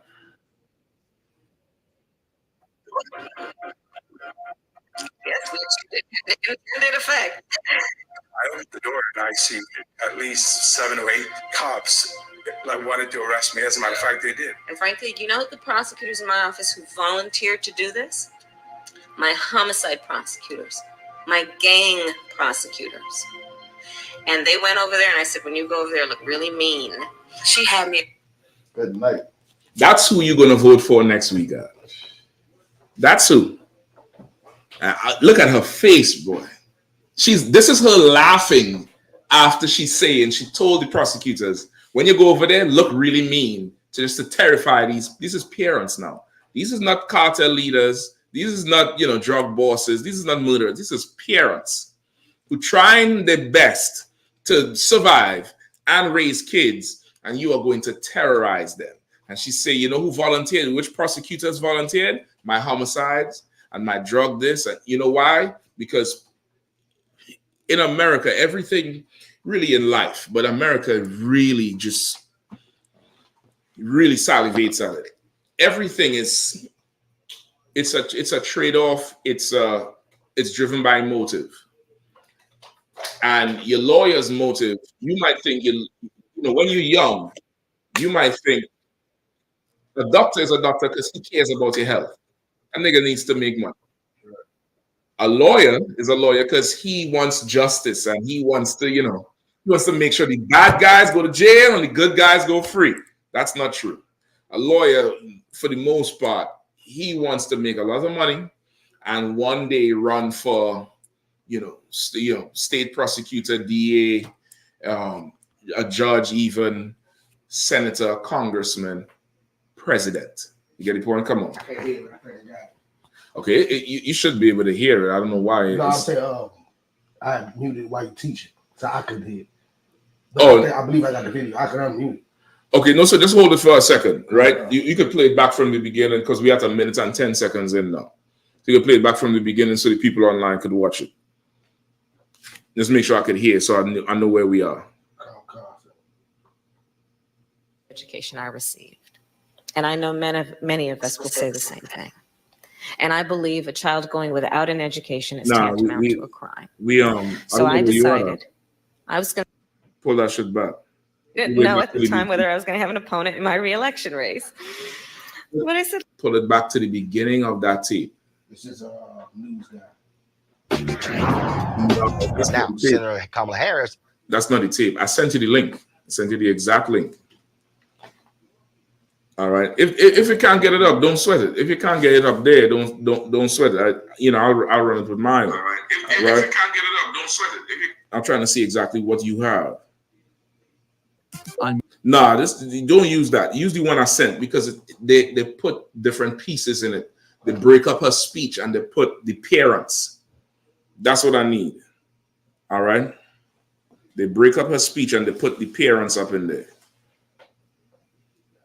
All right. So it's not the link I sent you. It's not open up. Could you send it to the DC page and just pull it up from that? The DC messenger. I'll try something if I could, sir.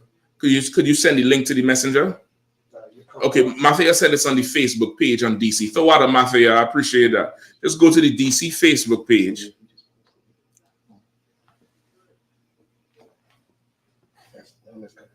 It'll go straight to Is it logged in? Open up Facebook and see. Did you open it up and see yet? All right, do that quickly. Yeah. That's how you would know.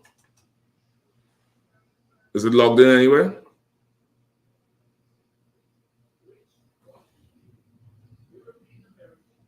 Looks like it's a come across. Okay, so the DC page it's a video that's up there. All right, and just play that one.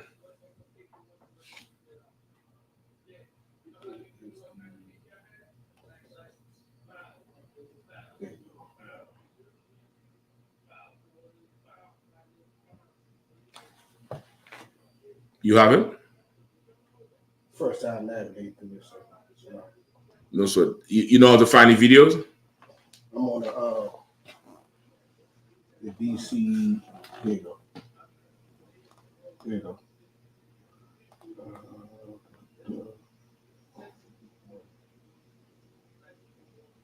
I don't see what y'all sent. No sweat. No, Salaki. It's. Are you on the DC page? The I.S.U.P.K. Washington DC on Facebook. Okay, you see the part where it says videos. Or it's the first post. If you scroll down, you would see it. The real Kamala Harris. You don't see it? Okay, maybe where you are, you probably just not at it. All right, I'm gonna probably continue with this here just for time's sake. You found it? Yes. That's it. All right. In a female president. Our issue lies solely with you.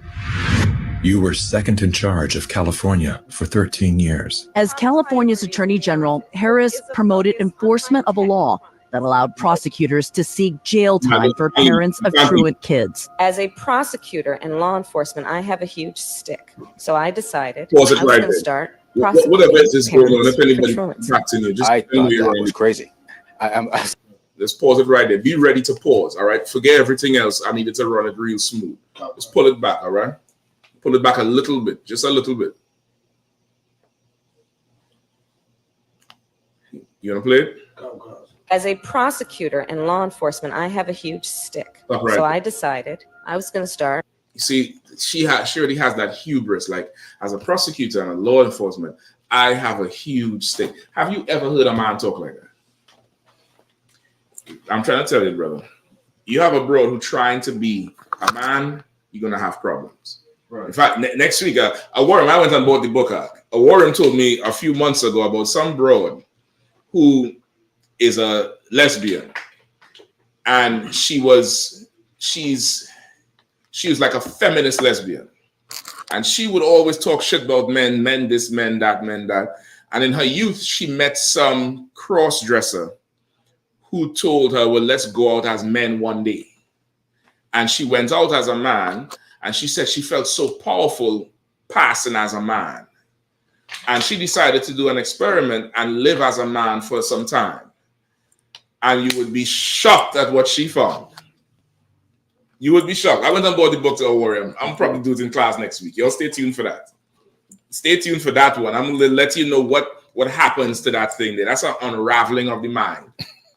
It's an unraveling of the mind, and it's just be who the Lord made it to be, man. Put on a skirt, man. You know, make some cookies. Don't even worry about trying to do what I do. So she said, as a prosecutor, she had a big stick. She needed a big stick. God damn. No wonder she ain't got no kids. Go ahead. Prosecuting parents. If I could, I mean, she's so simple because she don't realize, like, when you have power and you're in the public, you have to show that you're merciful. That's the damn near the definition of power. Come on. To have the ability to do it and then decide not to. If you have the ability to do something and still do it, you don't really have power. Right. You don't. Because you have to do it to keep power. If you really have power, you could have the ability to do it, threaten to do it, and then decide, I'm not going to do it. The person who is receiving all of that is going to know you really have power. Okay, if I could, sir, that was the whole thing with Jonah and the Lord. The Lord was going to kill everybody in Nineveh, but then he did not. I mean, he showed mercy. He showed mercy. Now, this is the other flip side of the mercy. In order for them to believe the mercy, you're going to have to fuck somebody up sometime. Excuse me language. They're going to have to be a history of you laying somebody flat. There has to be some datum, some points of reference of what you're going to do. Right. And then if you don't want to end up like that, you do this. You get the point? But at its core, the ability to have mercy is real power. The ability to have mercy is power. Right? Go ahead. For truancy. I thought that was crazy. I was like, how? Prosecuting parents for truancy. I thought that was crazy. I was like, how can you lock parents up? If you don't go to school, Kamala's going to put you and me in jail. Jail time for parents of truant kids. As a enforcement of a law. How come nobody ever says, you know what? I'm going to prosecute parents for mass shootings? Well, that's what they're starting to do now. It's on a state-by-state basis. Right. It's on a state-by-state basis because different states have different gun laws. And they have to go around those laws to get to the parents. You get the point? But they're starting to do that now, again, because of the internet and video cameras and people able to see what's going on. Before, when the knowledge wasn't there, they could just say mass shoot or whatever. But now it's you damn near could track and see whoever it is, and people want somebody to pay. But they're starting to do that shit now. You get the point? It's coming along, not fast enough though. So you're right, but it's coming along, right? This is what they need to do. Prosecute teachers for failing classes. Okay. I'm gonna tell you straight up and down. And I know some people are gonna be like, that's criminal. What you doing in them schools is criminal. I'm gonna tell you straight up. You're not teaching. Like the people who's supposed to do it, the people who's supposed to prevent it or make it happen, if you sign a basketball player and he don't put up the numbers he's supposed to put up, there's a repercussion. You sign a baseball player. In their contract, there's a certain amount of points they're supposed to score or numbers they're supposed to put up. That's part of their contract. And if they don't do it, then there's consequences to the thing. If you're a teacher and your passing rate is 35%, yeah, we're going to have to garnish some wages. You are a teacher.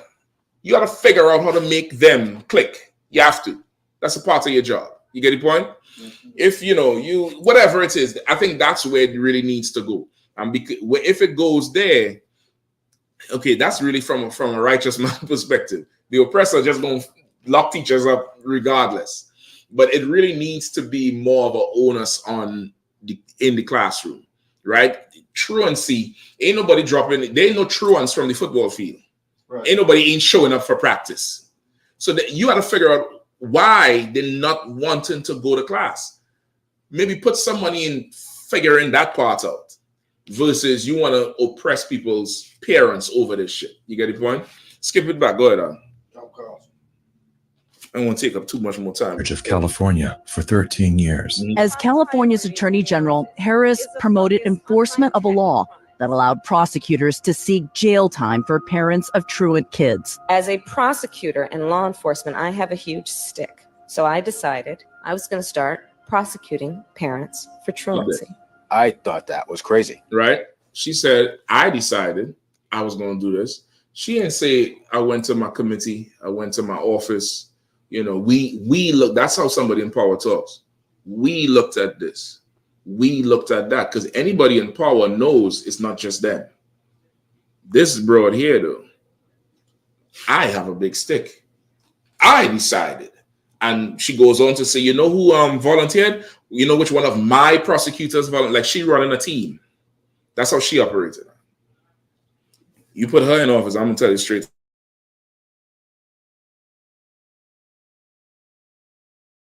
Like, how can you lock parents up? If you don't go to school, Kamala's going to put you and me in jail.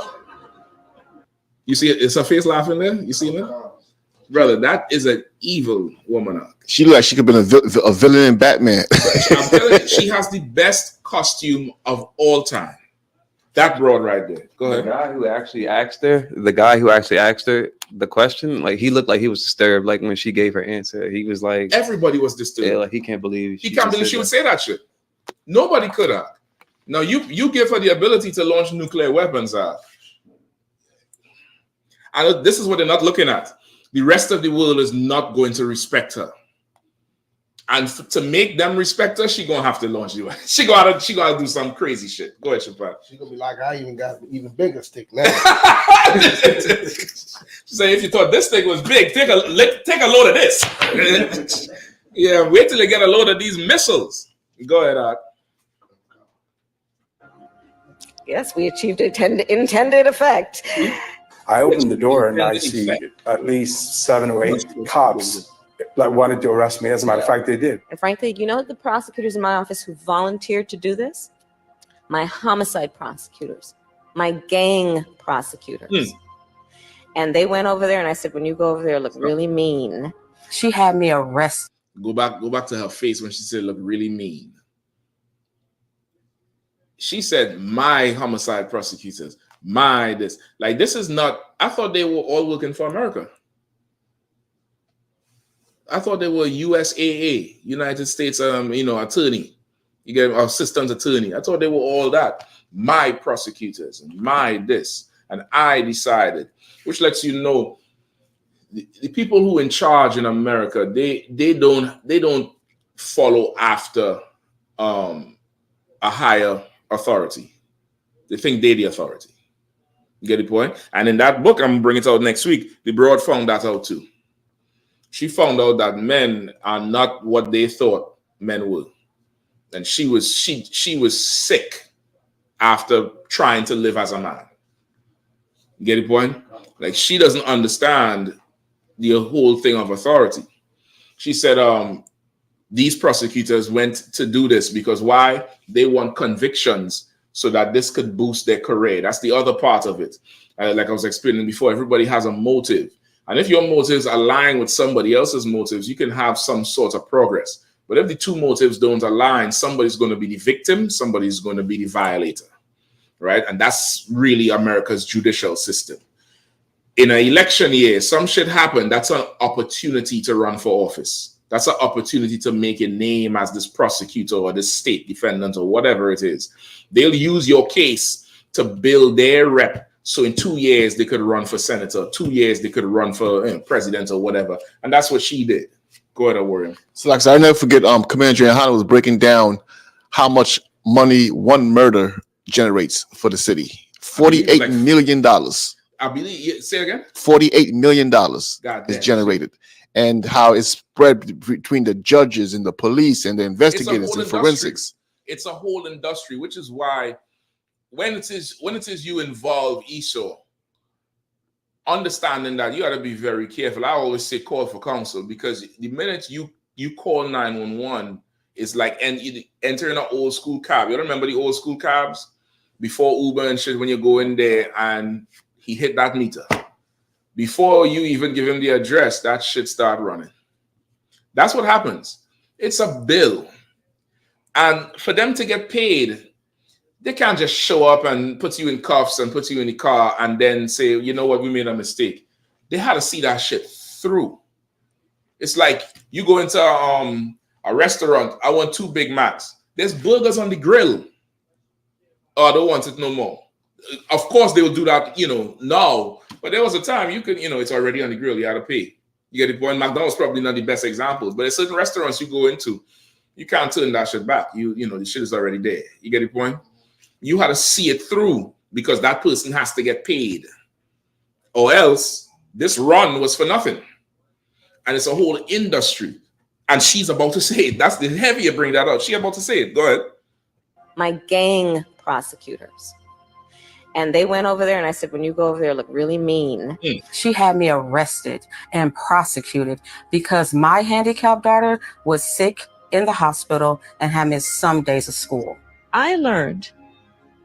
So again, because she's running for convictions, running for, trying to get her name out there, everybody had to get abused. You get the point? Let's say truancy was just this ridiculous problem we needed to stop. It was causing crime, whatever. Surely you would take the time to figure out which cases is valid truant, which cases is straight up neglect, and which cases is, these parents, they doing the job. You get the point? She ain't do that shit. This woman, her daughter's sick in the hospital on crutches with the IV bag. They mark her down as missing school. The mother get arrested, lose her job, all that shit. Come on now. Stop. I just got a visual, right? As you were saying that, I see why they call them pigs now. If you ever fed pigs don't dig through nothing. No, they just swallow everything inside. Is there, they eating. Go ahead. That with the swipe of my pen, I could charge someone with the lowest level offense. That person could be arrested. They could lose time from work and their family maybe lose their job. They'd have to come out of their own pocket to help hire a lawyer. They'd lose standing in their community. I lost my job and couldn't pay rent, and we got evicted. Weeks later, I could dismiss the charges, but their life would forever be changed. I became homeless. We had to move into a motel. All because of the swipe of my pen. I don't agree what Kamala Harris did to my mom. And I don't agree with what she's done to other parents as well. You were second in charge of the United States for 4 years. If anything, would you have done something differently than President Biden during the past 4 years?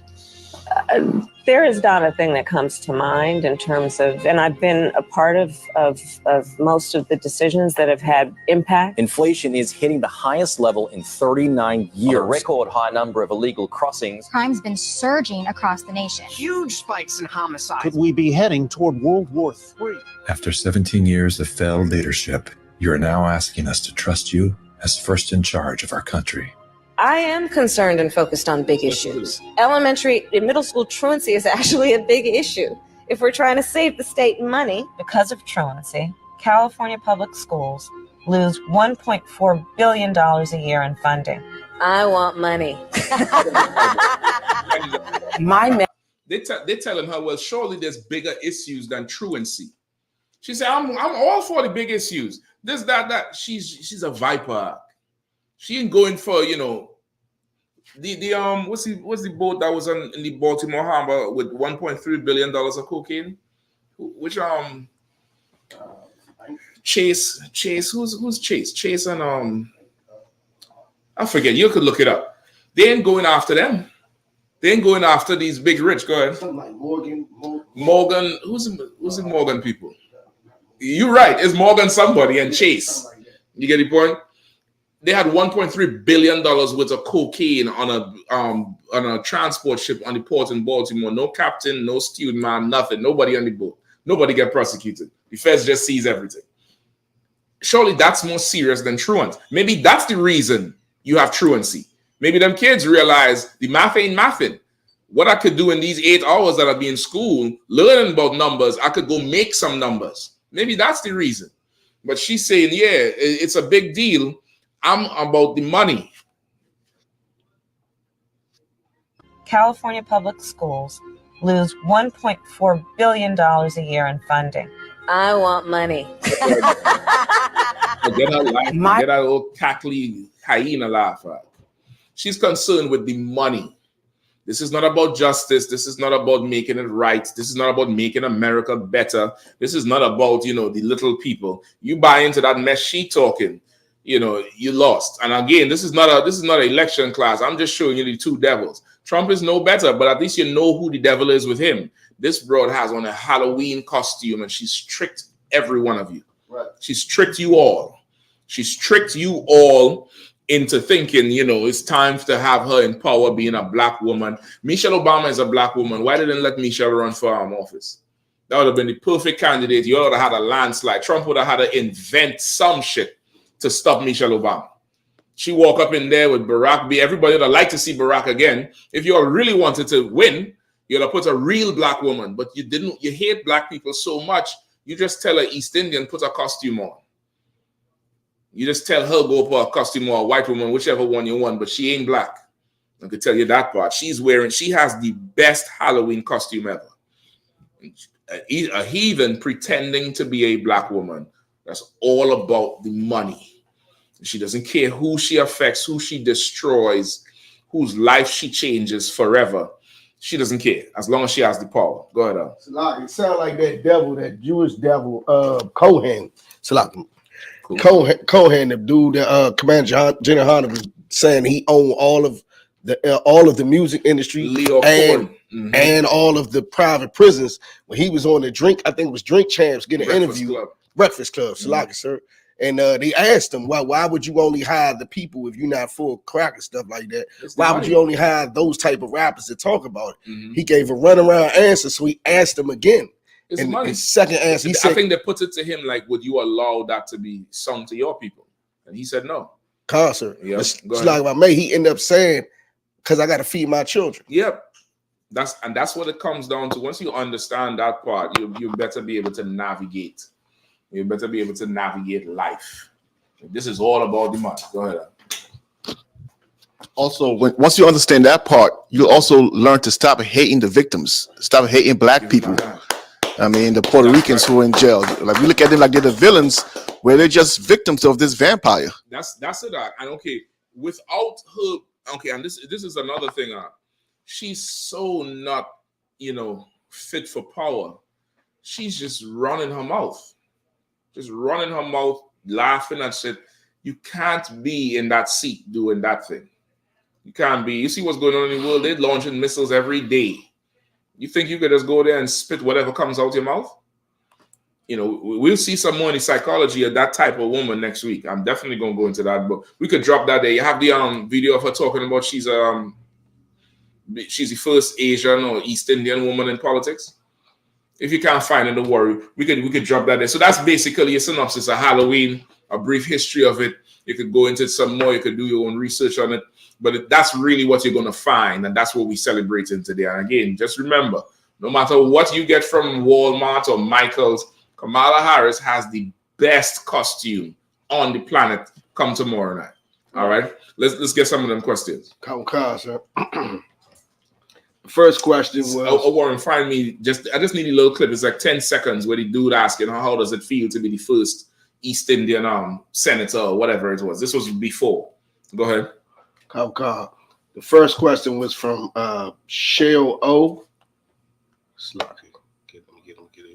She had asked. Find it there first so he don't, because he would need to read the questions. You have it? No sweat. You could just text him the title. He'll just put it up on the YouTube. Just text him the link on his phone. He could just find it on YouTube. Go ahead. Sir. The first question is from Shelly O. Off topic, but important to me. Mm-hmm. What is the difference between I.S.U.P.K and IUIC, the purple shirts? Well, they wear purple shirts and we don't. Right? That's a clear difference. And I understand it's important to you, and I definitely respect that part. It's not off topic. It's just not what we was talking about at the time. But the UPK is the home of the truth, and they are liars and break-offs, right? Their leader used to be in the I.S.U.P.K and defected with a group of men who initially believed it was lawful to sexually assault women, even your wife. He believed it was lawful to marry white women. And later on, he broke off from that group. and formed the IUIC. He was in another group before, or at least two other groups before this purple group, and they believed all sorts of deviant stuff. So, this guy was a man who could not he could not weather the storm. To be in the UPK, you have to be the type of person who could weather something. To be in here is not easy because our life is so much of no and not too much yes. You have to deny yourself of a whole lot of stuff. And the purple crew, they're run by a man who cannot do certain things. He just cannot deny himself certain things. And really, in a nutshell, that's it. We teach the truth about the Bible. They teach the truth about whatever the white man tells them to teach. All right? That's, in a nutshell, the truth. The difference between the purple crew. Oh, I almost forgot. Oh, how could let me forget this one? We are not gay. Right. And they are. And they're absolutely LGBTQ. All right? Let's get some more questions. You save that video for the end, all right? Oh, God, sir. The next one was sloppy. From Cigna VR. Mm-hmm. What do you think about the Menendez brothers getting out?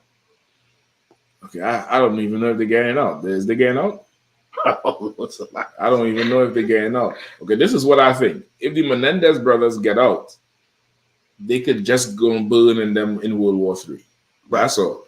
They're going to go through what everybody else is going to go through who is not on the side of the Lord. Right? When the missiles get fired for World War III, when World War III reaches a climax, there's a lot of people are going to perish. They're going to perish in prison even. So it doesn't really matter. That's neither here nor there, to be honest with you. The Menendez brothers don't have a bearing on anyone's life. Right? They don't have a bearing on anyone's life. I would tell you, be generous and righteous to your kids so they don't grow up fantasizing to put you in the ground. That's my advice to you. Anything else? Nah, sir. That's it, only two? I thought it was way more. Nah, it was okay. I worry. You could check the different streams. There's a few channels and all. Oh, Salah, right. Mathia said J.P. Morgan and Chevy Chase Bank. So what, Mathia? That's the name of the bank that owned the ship with $1.3 billion street value of cocaine. And of course, the feds intercept. They get a tip off, and nobody was arrested. We didn't hear nothing about it. There was no raid on J.P. Morgan. Right. There was no prosecuting team, attached to J.P. Morgan. But of course, parents with kids who just having an issue, like she wasn't a bad child up in Howard. She wasn't just a bad kid up in Howard. Right, go ahead. Damien. Go ahead. That's the same one you was going to read, the warrior? So this brother been waiting for this question for since the start. Officer Nawan Yala asks, why is it when someone gets saved or anything good happens, they say, thank God? Can Matthew 5 verse 8 be a precept for it? Okay, let me hear it. Come on. Matthew chapter 5 verse 8.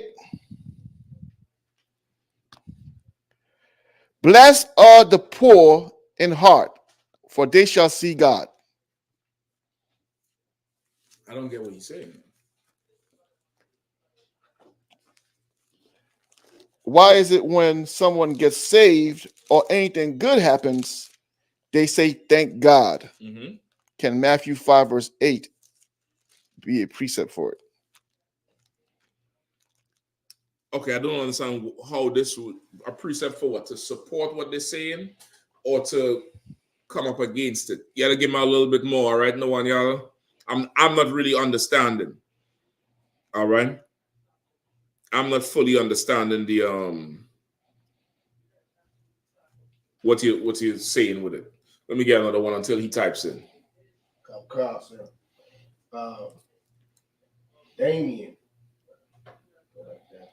Damien asked. He needed the mic though. Go ahead. I scrolled up.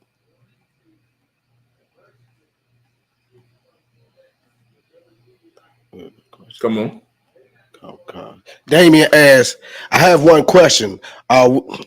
think he said, are we? He said, we are in the New Testament. Are we still in the Old Testament in the Bible? Okay, read the question one more time.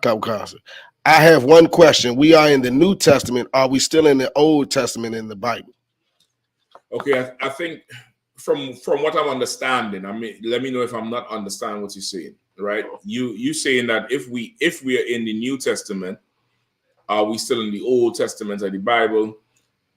The Bible is one book, right? The Bible is one book, not so much Old Testament and New Testament. Once you come into the truth, you realize it's one book. It's one document, all right? Because of the Christian church, people today have a notion of old, meaning something you put away and it's done, and new, meaning this is what we're on. And that's not biblical. That's not the Spirit of Christ. That's not that at all. It's one book. So we're in the Bible, which is being in the truth. There's no, once you come in here, you would understand that there's no Old and New Testament. There's no separation of it. That's like saying, like, this Bible is our constitution. That's like saying you would split America's constitution in two and say there's an old constitution and then there's a new one, and you would have to figure out which year you're going to take it from. And there's oppressors who will put you in the ground over that shit. They want that first thing that them forefathers signed, and all the amendments that came after. They will never let you separate their book. It's the same thing with us. For us, this book is not separate. We entertain the talk and the argument at camp or in class because the world is Christian and the world believes there's an Old Testament. That's the old thing. Forget about that. That's in the past. And there's a New Testament. And they don't listen to either one. They don't obey the new thing or the old thing. We entertain it for the purpose of that's where you're coming from. But once you come into the truth, you realize there's no old and new. It's one book. It's all one book. When Christ walked the earth, what was he teaching from? Your so-called Old Testament. You get the point? What was he referring to? His so-called Old Testament. It's all one book. It's all one book, one document that's in it. All right. What precept could I get? Go slack here, Warren. Go ahead. If I could, sir. Also, this is a hot topic that's been going around. That's why I was going into it early before you came downstairs, sir. Come on. Because there's whole, and I'm not accusing this brother of doing that, but there's whole fake Israelite groups who had break-offs because they found something that they think was the right way, so they had to leave their brother. You know what I mean? Because they found a new doctrine. That's why I was saying, if you found a doctrine that the end result of the doctrine is to leave your brother, it's not from Christ. It's not from the Most High. It's not from our King. Right. You know what I mean? It's just this more of this is not that part there is really for the Israelite world. But more of this misunderstanding comes from the Christian church. Right. It comes from that. And it comes for a number of reasons. When you read the Old Testament and the New, you realize the Old Testament was a lot more judgment.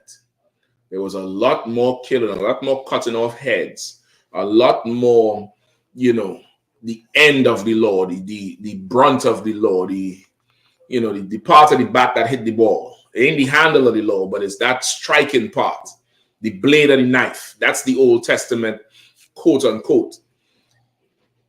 They like the New Testament because it's less of that. And it's more, it seems to be talking more about loving everybody and coming together. And that's not it. Even the Apocrypha is very, very bloody.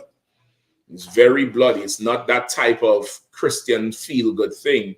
So they would do away with the things that would encourage us to be a better nation of people. And they would cleave to the things that would make them feel closer to the oppressor. That's really it. Let me get these two precepts, all right? What do you have, Warren? I got Hebrews chapter 10, verse 7, sir. All right. What do you have, Shapai? I got 2 Timothy 3 and 16. Okay, before you pull that, get me Psalms 40 and 7. Warrior, you go first. Khan. Hebrews 10, verse 7. Mm-hmm. Then said I, lo, I come in the volume of the book. Mm-hmm. It is written of me to do thy will, O God. Of course, that's talking about who? Yahawashi. Yes, that's Yahawashi. That's what he said. Lo, I come in the volume of the book, meaning the volume of it means the whole thing. I come in the whole of the book, the entirety of the book. Yeah, be very careful. You can move that clipboard to the other table. Move the clipboard, all that stuff to the other table. If you don't. Say again? Yeah, you probably have to slow up with, what you're dealing with there because of the equipment, all right? All right. But the clipboard, you could write on something else, right? Yeah, and I would also use it for bookmarking. So. No, you can't do that. Just move them things. Just do a, I'm letting you to do now. All right. You can use a pen for a bookmarker if you need to. All right. And you write on, something else. All right. Okay.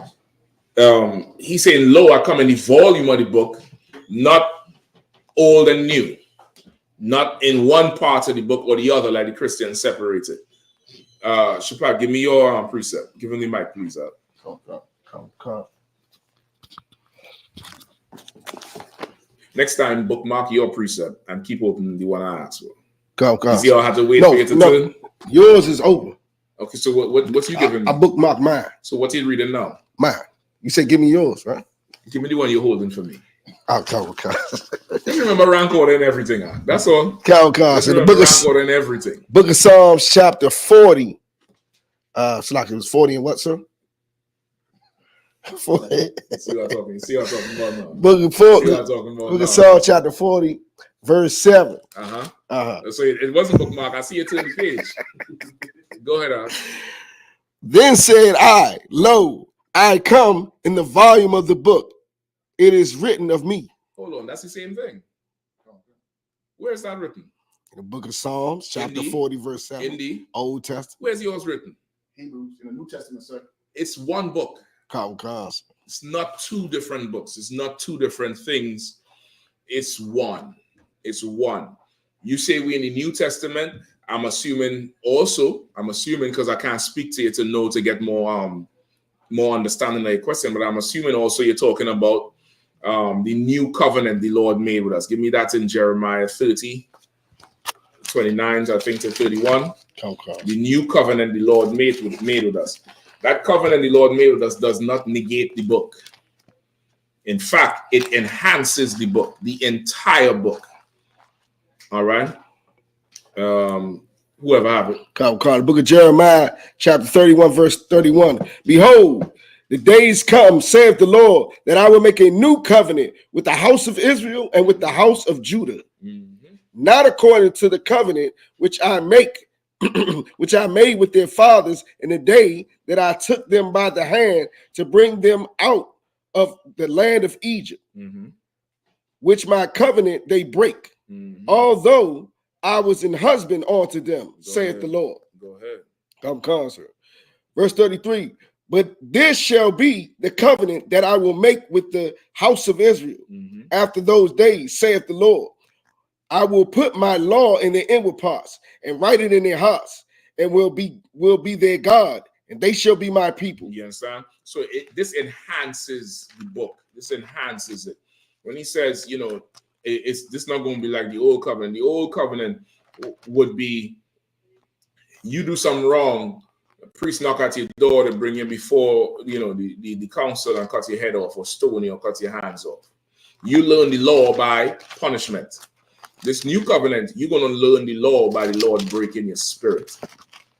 You understand? Now you understand.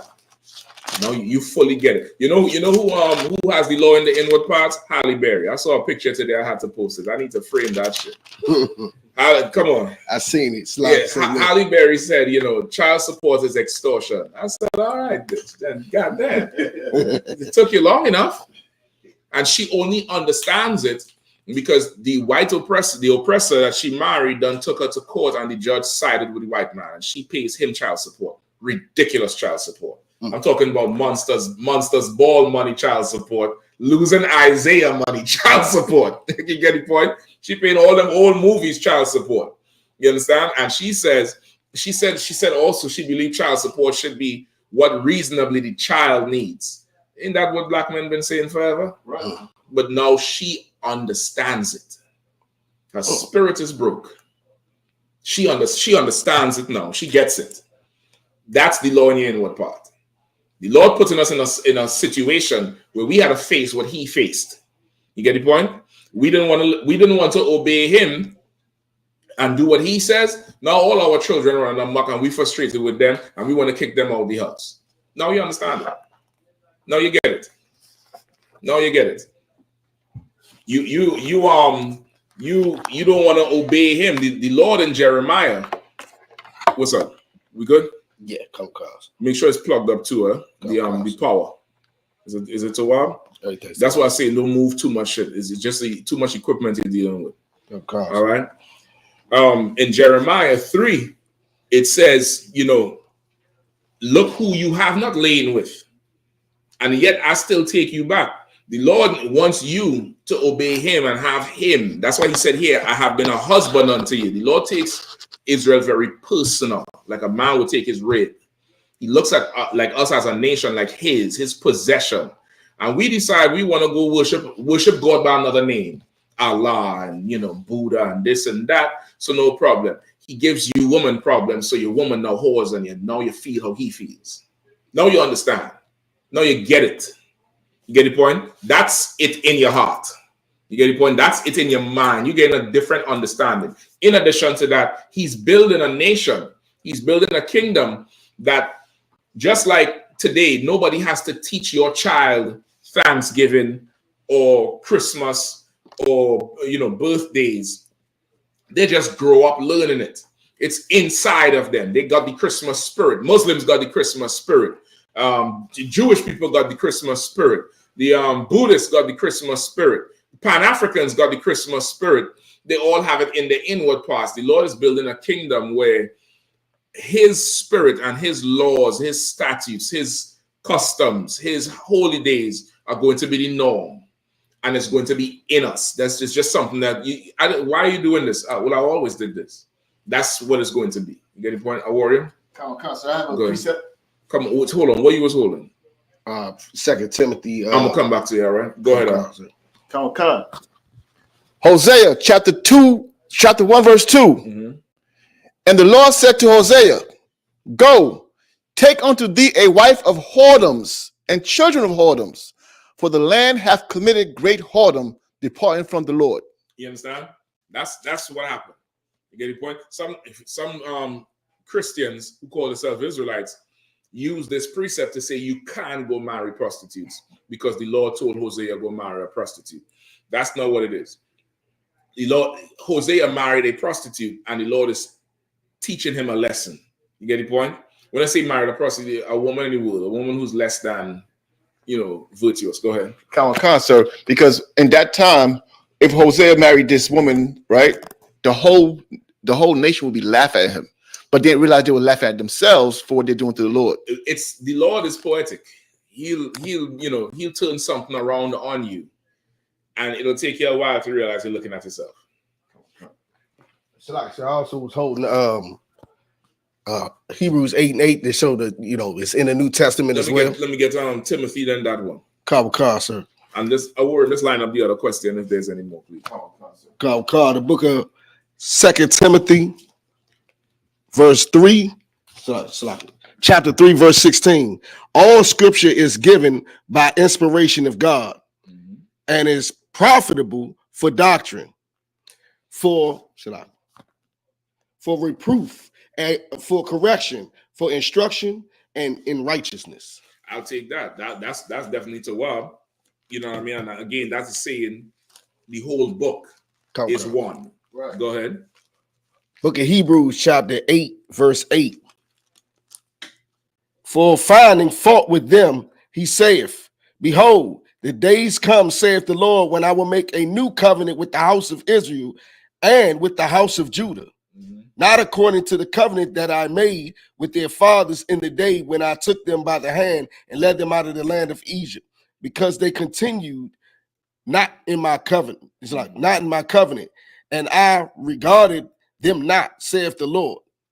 For this is the covenant that I will make with the house of Israel after those days, saith the Lord. I will put my laws in their mind and write them in their hearts, and I will be to them a God, and they shall be to me a people. That's it. That's the same thing we just read in Jeremiah.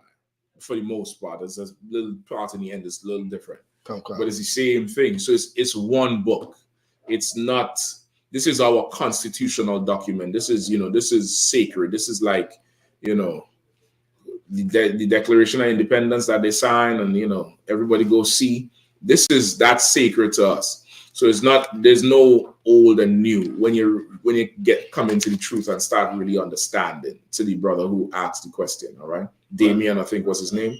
All right, Damien, just type in where you're from. All right, your city and your state. Go ahead. Shalak, here was a couple comments about precepts. Okay. Couple comments, sir. Precinct Officer Hawa said Isaiah 8:20 to the law and to testimony. And what's the last?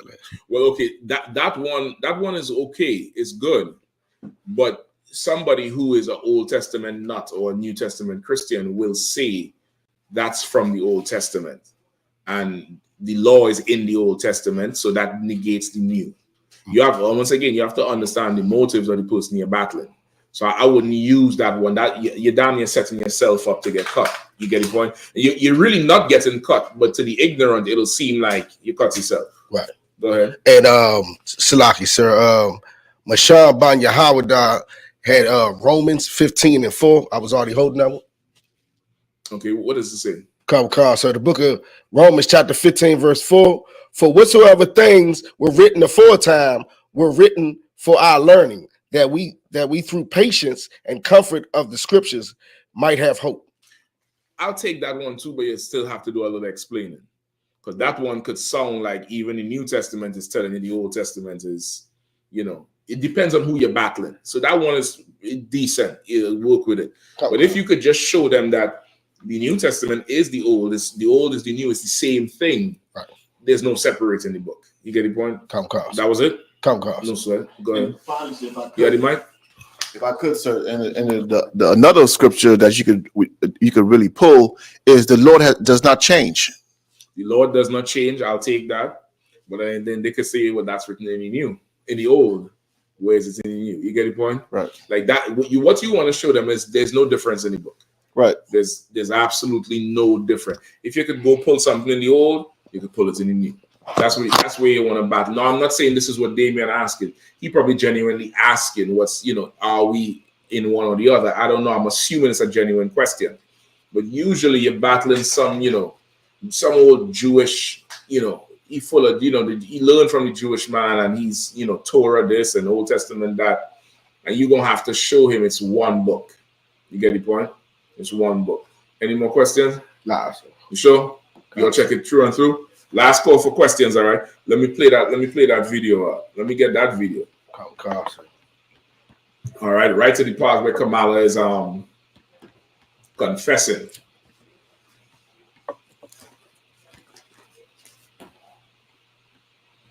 Candidate in America. In a recent event, the Democratic vice presidential nominee took a trip, becoming the first Indian American woman to be nominated as a vice presidential candidate in America. In a recent event, the Democratic becoming the first Indian American woman to be nominated as a vice presidential candidate in America. In a recent event, the Democratic vice presidential nominee took a trip down memory lane, recalling her mother's journey from India to America. Now, her mother... Right, so this journalist, he coined her as the first Indian American vice president of America, right? And this is where they interview her, right? You're going to see here where a journalist asked her how she feels about it. And she did not deny it. She did not say, well, no, I'm not that, or I'm this. She, she damn near verifies that she is. Go ahead. And this was, 2020, right? When Biden won. When she's there, we did it, we did it. That's her. Go ahead. Shamala Gopalan was born in Chennai and immigrated to America to study at UC Berkeley. The Indian origin senator also talked about her trips to India and her mother's attempts to instill a love of good idli in her. I stand before you as the first candidate for Vice President of the United States of South Asian descent. When my mother, Right. This broad is wearing the best costume in the world. She's been playing Halloween for the last 4 years. She said, I'm from South Asian descent. Where all the black woman shit coming from? I'm a black woman and strong and powerful, and where's all of that? She didn't say that there though. Because at that time it was expedient for her to be East Indian. Today, she's the first black woman. Bullshit. She's playing Halloween with you. And you could go ahead and play games on November 5th. It's going to be bonfire night in the whole world in a second. The Lord about to light this bitch up. You get the point? Kamala Harris is playing the fool with everybody. You just stay away from the polls. Just pay your tithes and come into the Israelite school of UPK. With that, pass the class over to priest and officer Shapata.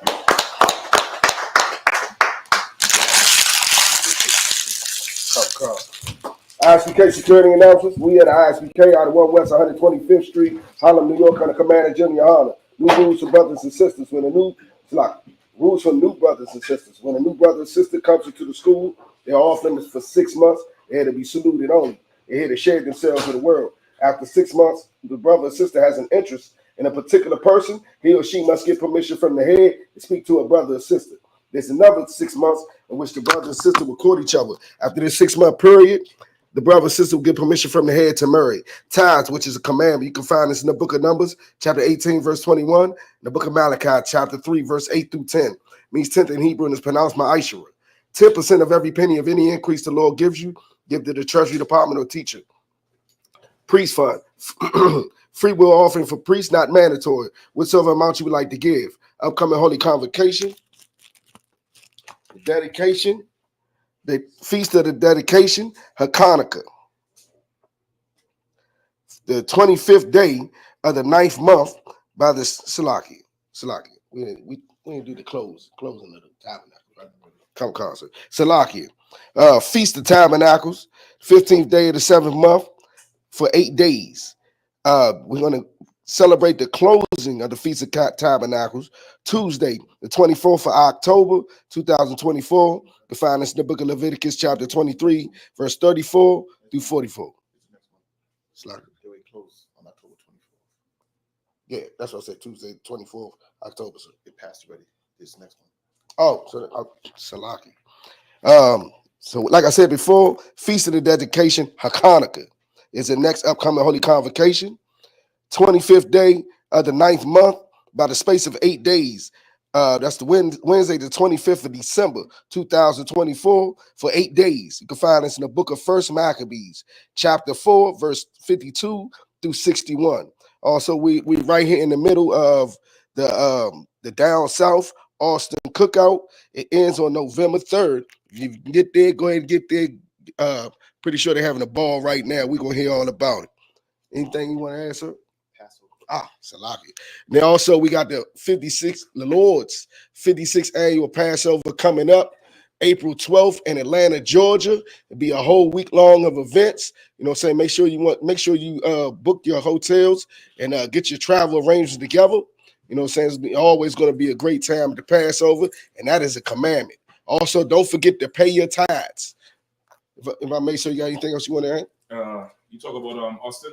Concert. Right, don't forget y'all go ahead on Austin this weekend. Come on, Johnny Hannah gonna be down there rocking it off with everybody else for that down south cookout. You good? Come concert. All right, no sir. Remember, I go out there and check on social media such as ISUPK.com, Facebook, Twitter, YouTube, and so on for I.S.U.P.K events and materials. If a brother wants to be a trooper in the school, you should start wearing all black, which includes black boots, black shirts, black pants, black hairband, or scarf. And with that, I say Armadium, which means to stand. Go give a courtesy salute to the teacher, men of Israel.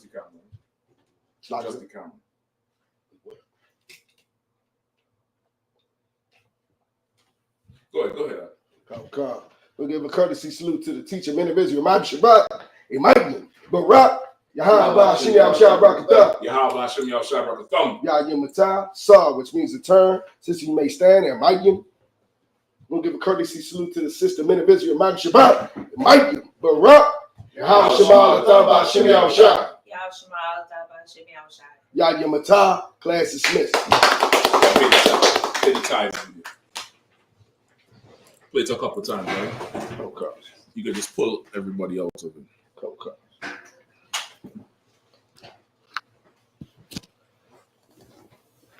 And how many of the mics are? Just unplug it.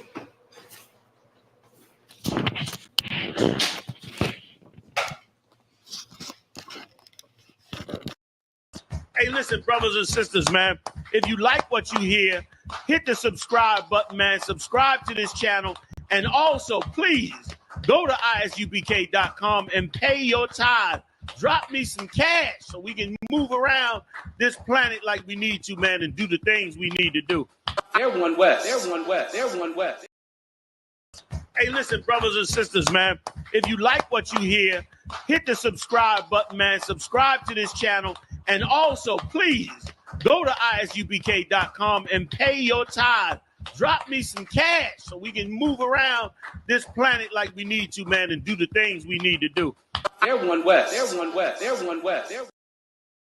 Hey, listen, brothers and sisters, man. If you like what you hear, hit the subscribe button, man. Subscribe to this channel. And also, please go to ISUPK.com and pay your tithe. Drop me some cash so we can move around this planet like we need to, man, and do the things we need to do. Everyone west. Everyone west. Everyone west.